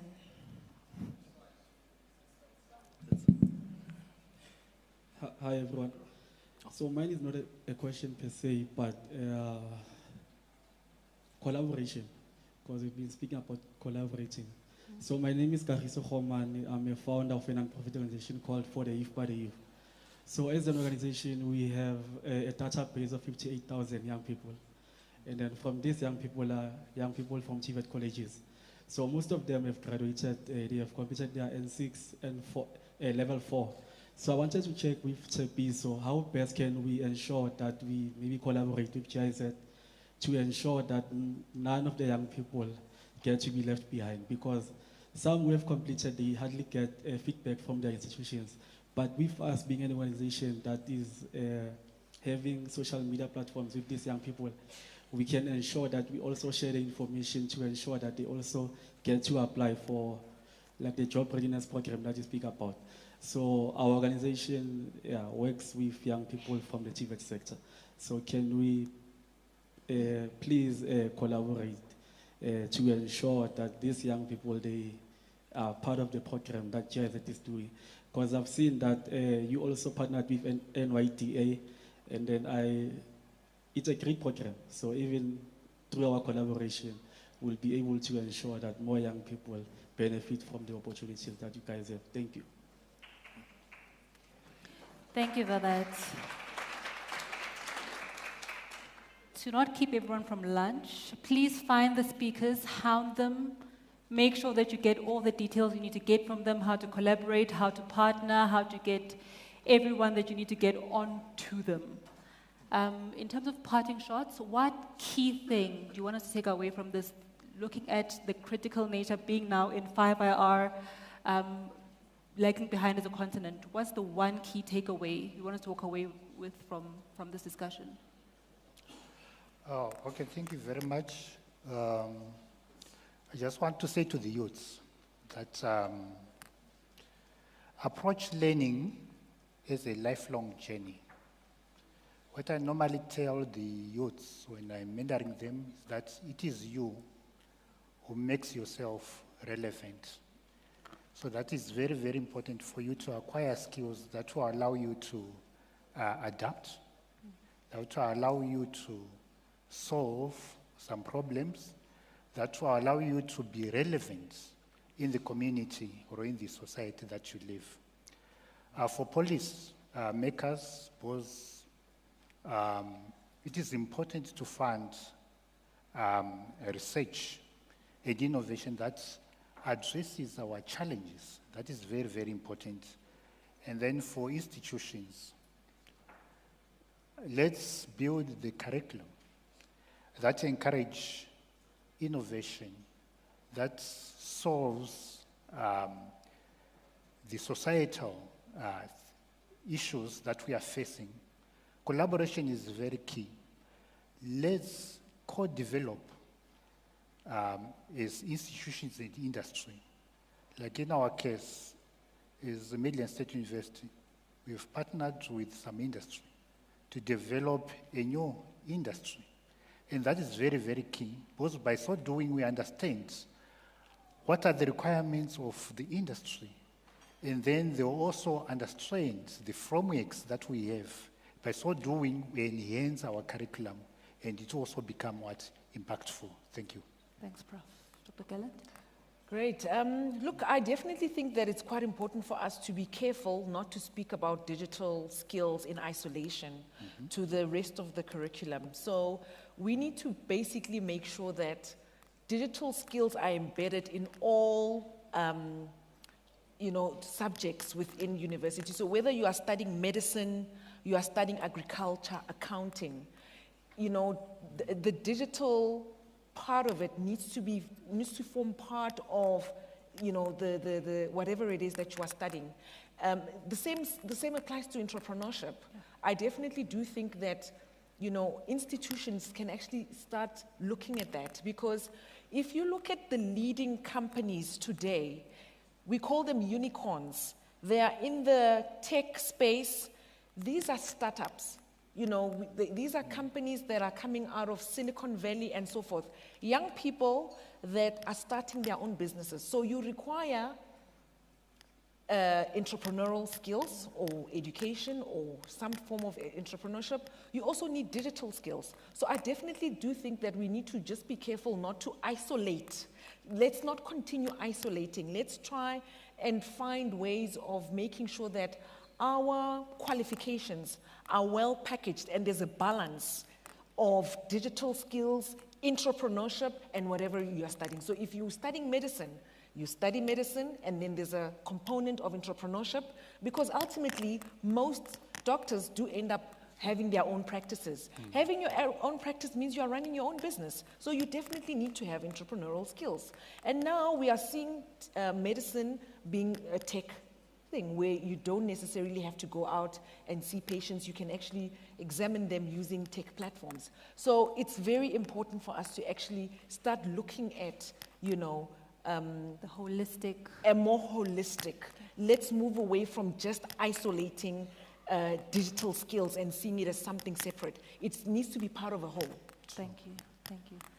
Mr. Tifo. I think from my side, it's especially, it's been echoed by both the speakers here, is we need agile partnerships between industry and institutions of higher learning. Where qualifications take time to reform or to reframe according to industry needs. We can have innovative training programs that are what we would call non-formal, alongside the formal qualifications. So that gives youth the edge and also gives industry access to a better skilled pipeline. When we hear of the skills mismatch or the skills gaps, in as much as youth are affected by unemployment, that mismatch and that gap hits the bottom line of private businesses. So it's an investment to collaborate with higher education institutions and training institutions, and which is mutually beneficial to both youth and private sector. And additionally, I kept highlighting in terms of private sector cooperation is mentorship and labor market information. Technology evolves. The researchers know about the evolving nature of technology. Businesses know about the evolving nature of technology. The youth don't know what they don't know. We need to bring business, academia, also down to the grassroots level, like the question the brother asked over here with regards to collaborations and partnership, and raise awareness of opportunities that exist. Just like the example of MedTech that you just gave now, where your digital skills can cut across and even go into, you know, medical practice and developing solutions for such sectors as well. The youth need information. I'm saying this because due to high unemployment and unfortunately also high graduate unemployment, we are seeing a lot of zigzagging between internship to internship. So we are I realized I kept saying the youth. I used to be youth. I'm fresh out of the youth category, so we and the youth will be used interchangeably. We are in perpetual internships and learnerships. It's not out of wanting to, but we are seeing learnerships as employment or ways to generate income. Whereas where there's information to know exactly, having clearly structured exit strategies and partnerships beyond those learnerships, you would see youth transitioning into employment, or if not, being informed through mentorship programs, they're able to pursue entrepreneurship and self-employment initiatives. Thank you. So just to summarize, we have agility and communication of the youth. We have co-creation and discourse. We have perpetual learning, but still that agility, and then multi-sector collaboration. Yeah. All right, thank you so much. Can we give them a round of applause, please?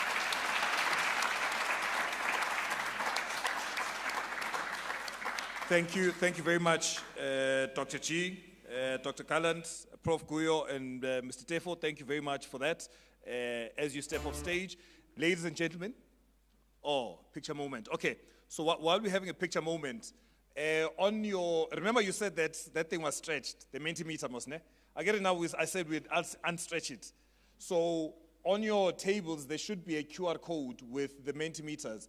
If you don't mind, can you just scan and do that? If you don't mind.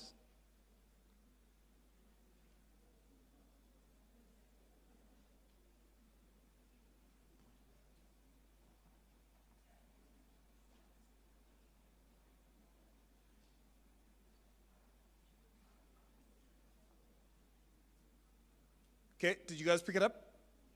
Perfect. Okay, so, yeah, just a round of applause once again. Thank you very much, Mr. Tefo, Prof. Guyo, Dr. Kallant, and Dr. Chi. Thank you very much appreciated. So, ladies and gentlemen, we are now going to be breaking for lunch. I know I'm pushing my luck here. Ne? How much luck can I push?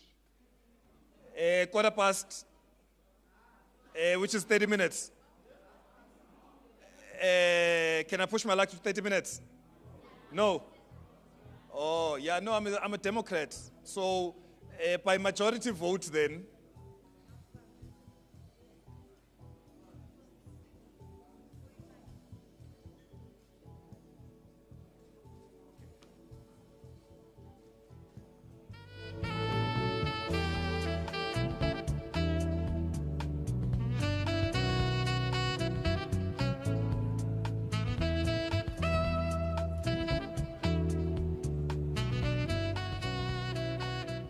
okay, so ladies and gentlemen, as a Democrat, ne?